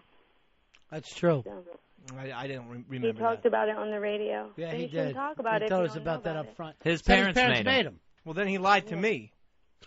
Because at the beginning, I thought he said he was a communication major. Ethan, you're on Ron and Fez. He was. Then his parents said... Hey, tell Dave he's a babbling simp because Frankenberry changed his major because his parents were paying for it. Right. Dave, Ethan wanted me to tell you you're a babbling simp. Well, I don't know what a simp exactly? is. But... Thanks, guys. Yeah, he's an economics major. Oh, right. Whatever. They're both numbers-oriented. Economics, accounting, you know what I'm saying? You need them both to what? You need them both to, get your priorities in check, to pay off your bills. They both are the bed of finance, in my opinion. I understand you got your own... Hey. What's wrong? Why don't you show Fezzy your debit card you were bragging about? Show him the debit card that you were bragging about. So you know something about economics yourself, eh, Dave? He's seen it. Yeah. He's seen me take it out of McFadden's. His father had to co-sign for a debit card. He had to co-sign to say that, yes, that is money in his bank. The other day, my debit card was out of money. I forgot. Oh, we don't get paid till the 30th. That's why you can't have a credit card, because you cannot follow any kind of restraint. But I intentionally did that. That's why I didn't get a credit card, because I know. Wait a minute. Was it up to you or your mom? No, it was up to the credit people, because I had bad credit already. When? You said your parents wouldn't let you have a credit card. Yes, but I think I was in part of the decision. And I did have bad credit because, remember when you used to, write to Columbia and you could get 8 CDs for a penny? I used to write to Columbia, but it was for something else. And you would get 8 CDs for a penny or something like that, but then they lure you in, and you're supposed to pay for those CDs or something. And I never paid. And so you can't buy a house because you didn't pay off an old Born in the fucking USA album years ago. Yeah, that's been haunting me ever since. You got nothing else that you fucked up with? I mean, it's mainly that is my main thing, I think. And I refused to pay this plumbing bill at my old apartment when I was living in Long Branch. But that was because, and I'm not going to pay it, even if there's an arrest warrant for me in New Jersey. It's not my apartment. So if the toilet spits back shit on me, if it gets backed up, why should I pay for it? Because you held that shit for a week, and you fucking destroyed that thing. No, the landlord should pay that bill, and I'm not going to pay it. You're the one eating all the cheese. Ken, you're on Ron and Fez. Actually, it's Kent's Ron, but you know what? I got to say, Dave, you are an ass. You are just an ass. Is this Kent, the movie guy? Yeah, you banned me for no friggin' reason on FBA. You are a 3 weeks, pal. Hungry ass. 3 weeks off. Ban me. What happened? What? Enjoy the vacation, Ron. Kent, the movie guy, violated the Eastside Dave clause. No smack talk about it. Oh, the Eastside Dave clause. Yeah. Ooh. That's what you did. He called me an ass. 3 weeks. And Jay, I didn't ban you forever. Consider yourself lucky. Death Metal Mo's banned permanently. You're banned for 21 days. Enjoy the vacation. I'll see you in 3 weeks, pal. Yeah, will ya? You sure about that? Watch. Just watch, Dave. You are such a power-hungry ass, dude.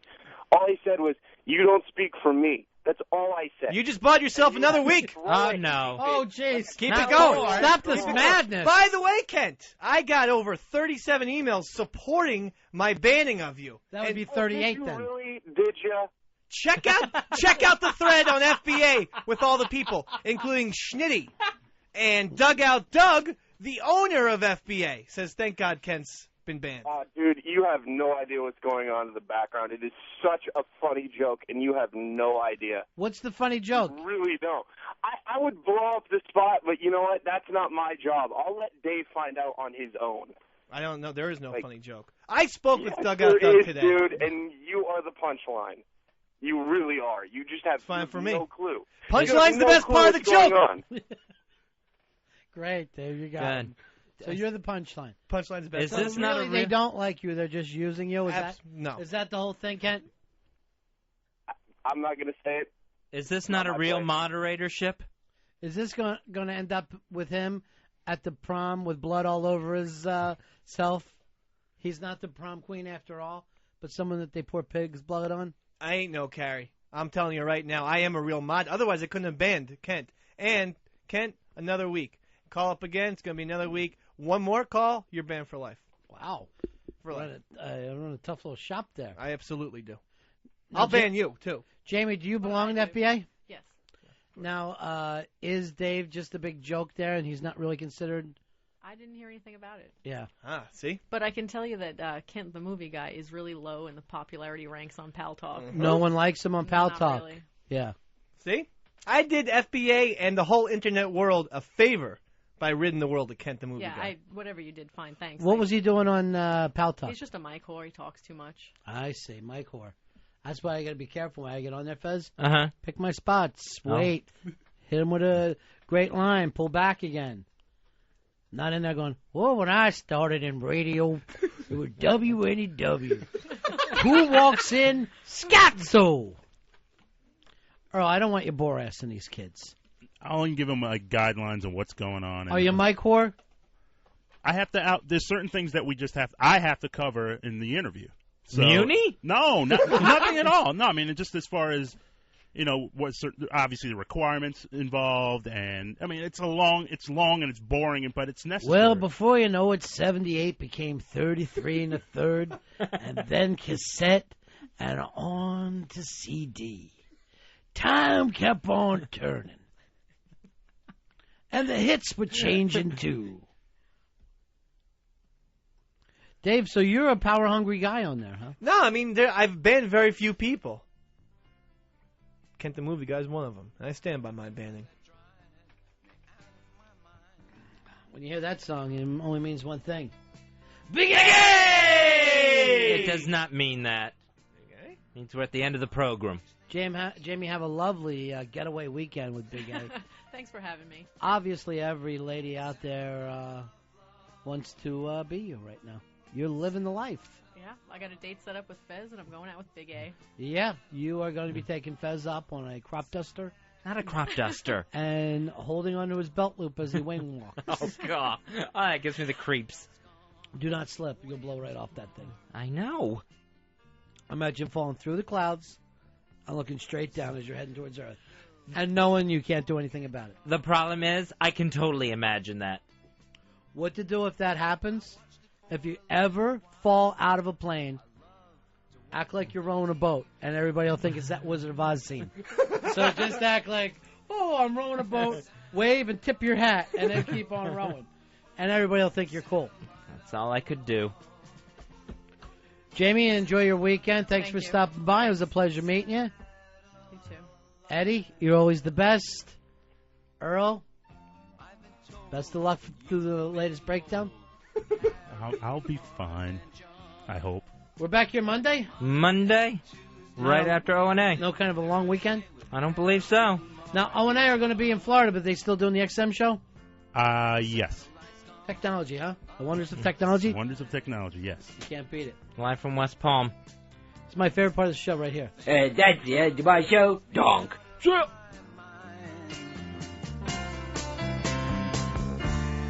watched it for a little while. I love to watch things on TV. Satellite of love. Satellite of love. Satellite of love. Satellite of.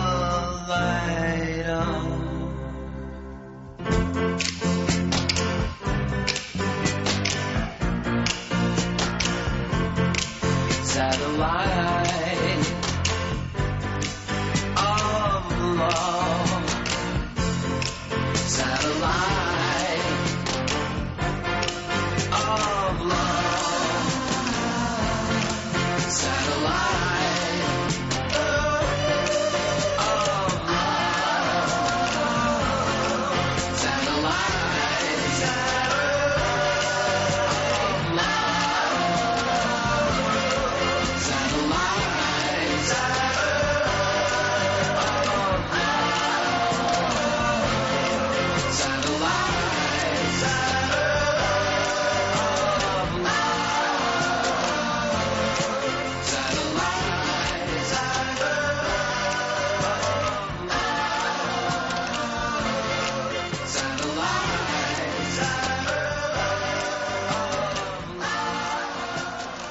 Ron Bennington, Fez Wadley, The Ron and Fez Show. XM 202.